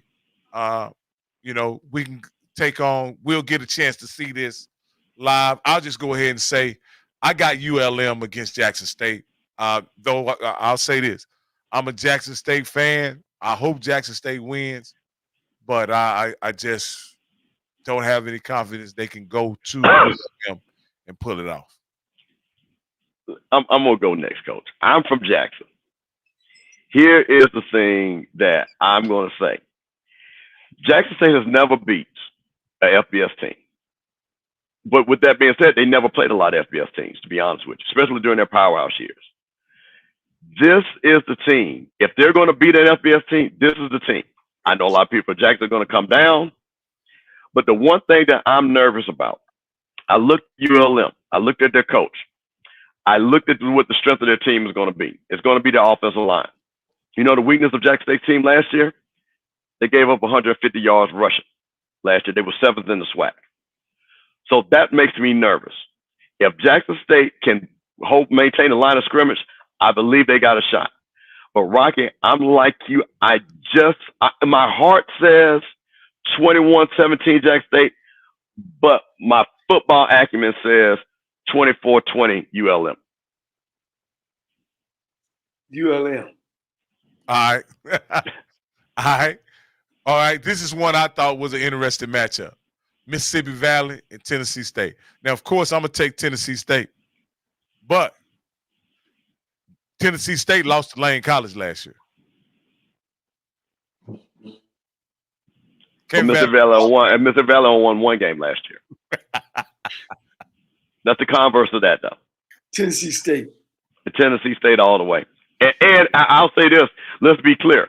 And I have friends at Tennessee State. My cousin is a professor at Tennessee State. Eddie George better not lose this game. Because I'll tell you this, Coach, if he loses this game, he won't be the coach next week.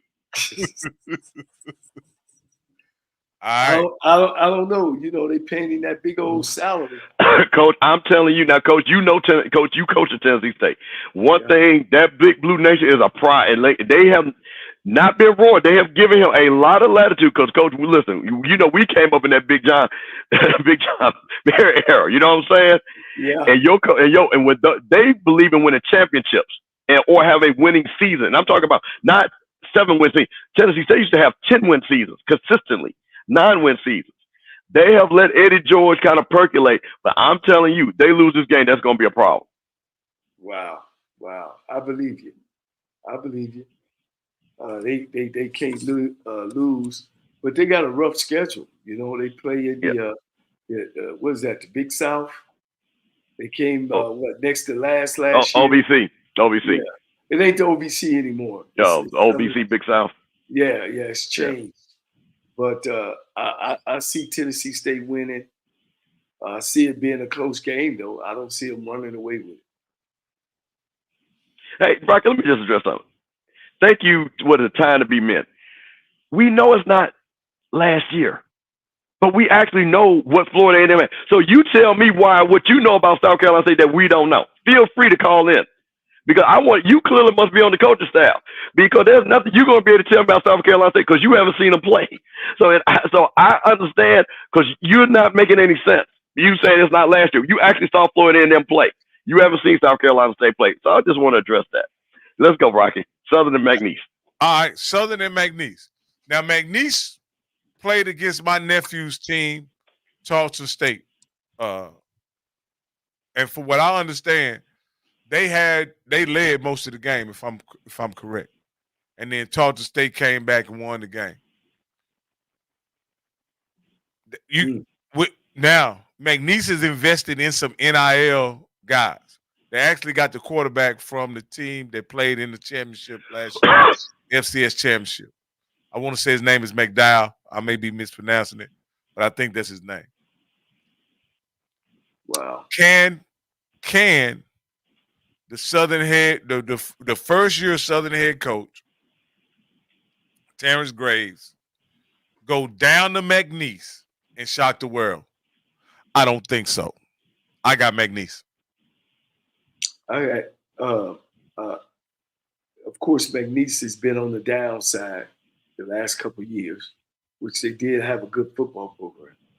Southern coming off of a second change. In the last 5 years, Southern's had, 3 head coaches? It's tough. It's tough trying to change that. You got new coaches coming in and going. You don't have a big-time quarterback coming back. I don't see them beat McNeese at McNeese. Wow. So here's the thing. I heard Perry White, shout out to Outspoke yesterday, and I think he said that Southern had played 20 of these games of all the PWI school and had not won one in 20 years. I'm going to say that a lot of Southern people, for some reason, believe that they're going to be in the SWAC championship. I don't know why, but I'm going to say this again. You laughed at Florida A&M. We won our first game. Southern, you're about to lose your first game to McNeese. I don't believe Southern is going to win this game. I don't believe McNeese is any good, but I just don't think Southern has it. And but I will say, Southern, if this was a game, you better win this game because you know you're going to Jackson. I think in a couple of weeks right after that. So if you lose this game and then lose to Jackson, your season's already over. And I'm saying it right here first.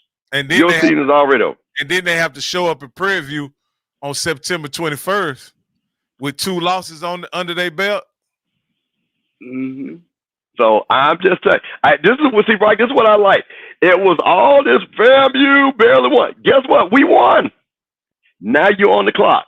And I'm going to come back next Tuesday with receipts. And all you jokers from Jackson State, Southern, and Alabama State, you better win.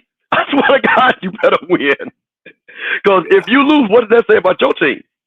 Just want to put it out there. You better win. JSU, I want you to win 100% because I need y'all to be right when we come to Jackson. But Southern, I ain't got no love for you. So I'm seeing McNeese is going to get you. And Zach, which is also Blue Bloods, he said McNeese didn't win a single game last year. They didn't. The only win was a forfeit against Northwestern. That's horrible. Wow. Yeah. Oh, yeah. I mean, at this point, people have no faith in Southern. People outside of Southern have no faith in Southern. I just don't. And that's the thing. I don't believe. And like I said, we'll see. Again, if Southern wins this game, let's say this, as a SWAC HBC fan, I want Southern to win this game because to Blue's point, these are games that the SWAC has to win. They have to win these games just for conference perception. But I just don't believe. I believe Jack State, once again, is playing upper level, still playing a below average. I think they were 130 out of 134, something like that, ULM team. I think Jack State just has the team equipped to go win that game. Southern, I'm just not sold. We'll see. Like I said, I will be watching. But like I say, to his point, hopefully Southern gets this win. If they don't, their season is going to start off ugly. And this is the thing that kind of makes me wonder. I mean, this is going back in history. But didn't Hugh Jackson have a win against one of those Southland Conference teams while he was the head coach? Right. I think so. I know Alcorn beat him. And I want to – yeah, I know Alcorn beat him. No, I'm saying, what game were you talking about, Rocky? I was trying to – it triggered my thoughts that Southern had won one of those games in 20 years. Oh, with McNeese. And then I thought, like, who does beat them? But then I thought about, I remember Fred beat them last year, but but I also remember. I thought I remember Hugh Jackson, because that same season that he got fired early in the season, we thought he might have had something, and I think he beat somebody. Hold on, let me see. Well, that was Blue No, said it was Northwestern State. Northwestern State. Yeah. So And let me make there was a question that said, how does it make sense? I'm making the same point. Because the reason why I know what Southern's team is, that's what I'm trying to tell you. I'm not sold on Noah Biden. I'm not sold on him as a quarterback. I'm not sold on Southern skill players this year. I'm not sold on them. So that's just me. I'm not, and I'm not being funny. I'm not sold on Coach Graves. And no disrespect to Coach Graves, I think that McNeese would, I just think this is one of those games that Southern, I don't believe they're going to win it. I just don't believe. I'm not sold on Southern's team. I don't think people think Southern's going to have 7 or 8 wins. I don't see it. I got you. All right, and last but not least, we got Morgan State and Hampton. I got Morgan State on this one. I just believe in Coach Damon Wilson, to be honest with you. I think he's a great coach. Going up against Hampton would put some things together, of course, because they are in a different league. I like Morgan State. I like that. I like it close. 17-10, 10-3. Okay. I'm taking Morgan State. I think Morgan State is going to try. This is their year. They're going to try to make a run to the Celebration Bowl. Once again, this is an out-of-conference game. But once again, these are old MEAC rivals. So these are teams that know each other. Once again, a lot of fans know each other. They're all in that DMV area and things like that down in Hampton. Again, Labor Day weekend, I don't know what the crowd is going to be like. It's going to be beautiful weather up there, but I'm taking Morgan State. Gotcha. All right, guys. This has been a tremendous show, man. We went a little long, man, but it was just a real treat having Coach Hayes, Coach Bill Hayes on the show, man. He dropped so many gems on us. I'm just fortunate to be part of this. I would like to thank you, Coach Cole, for using your connections to make the content that we create fascinating, riveting, and interesting. And so that's my last words. Campbell, you got anything? And then Coach could take us out. I'm just telling you, to all you Southern people, I am right here for you to hate me. I have no problem. I am right here for you to hate me. I'm going to do this, guy. I'm going to pick against you every week just because you're Southern. How about that? So, no, I don't need to know anything about Southern. I'm just going to pick against you. How about that? That's what we do at HBCU land. Boy, you crazy, boy. You're crazy.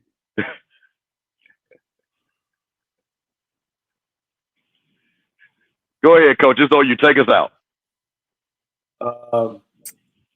Well, guys, it's we coming down. We got to continue to vote.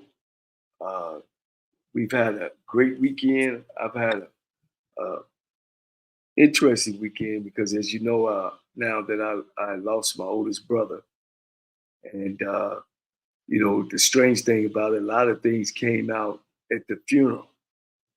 And my brother was what you call a hero to all of us. He had 8 brothers, 8 of us. But he also was married as well. And that was always a struggle to a point that we wasn't giving in and she wasn't giving in. So a lot of years went by that it all came to a head after his passing because we all wanted a part of him, And for the first time in my life, I thought about, man, my brother was married. And the things that I thought about her and man, it really came out. And so I was able to apologize to her of wanting to be with my brother because he was everything to me and all my other brothers. Think about my brother. He set the bar high for us, meaning the example that he set for us wasn't seeing him be a tough guy in the streets. He was a tough guy on the football field. He was a guy that was intelligent in school. He was a guy that respect others and respect adults. So that's what we seen And for 8 of us to come behind that, never been to jail, never been hooked on no drugs, always been respected in the community, was incredible. For years and years, you've seen 9 kids, 9 boys, 9 men grew up and loved each other. I mean, even today, we got a group chat that we actually, every morning, I know I'm going to get a good morning. We're going to text each other. And so we cherished that, and we grew up that, and we took pride in loving one another, no matter what problems we had. At the end of the day, we love one another. So what I'm saying is, guys, sometimes we think that we're supposed to be somewhere else, but really you're supposed to be right where you are.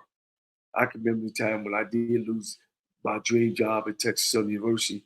It was one of the lowest of my life. And I never thought that I would be where I am today. And so I had all these ideas of how I was going to get back to coaching and get back to the SWAC. And I even at one time thought that I was going to get back to the SWAC as a referee. And lo and behold, I get a call from HBCU Go, and now I'm becoming an analyst. And not only I'm going to be on the sideline, I'm going to be up in the box actually calling the game. So life throws its curves, man. But one thing I kept in mind of what my brother told me, he said, if just not getting up in the morning, having a roof over your head, a job to go to or a car to have, and somebody to love you, if that ain't enough, guys, something's wrong with you. When you look at these millionaires, they got problems. When you look at poor people, they got problems. Wherever there's people, whether they're rich or poor, they got the same problem. So as I always say, if you feel yourself at the end of the road, tie a knot and hold on tight, because ain't nobody bad like you.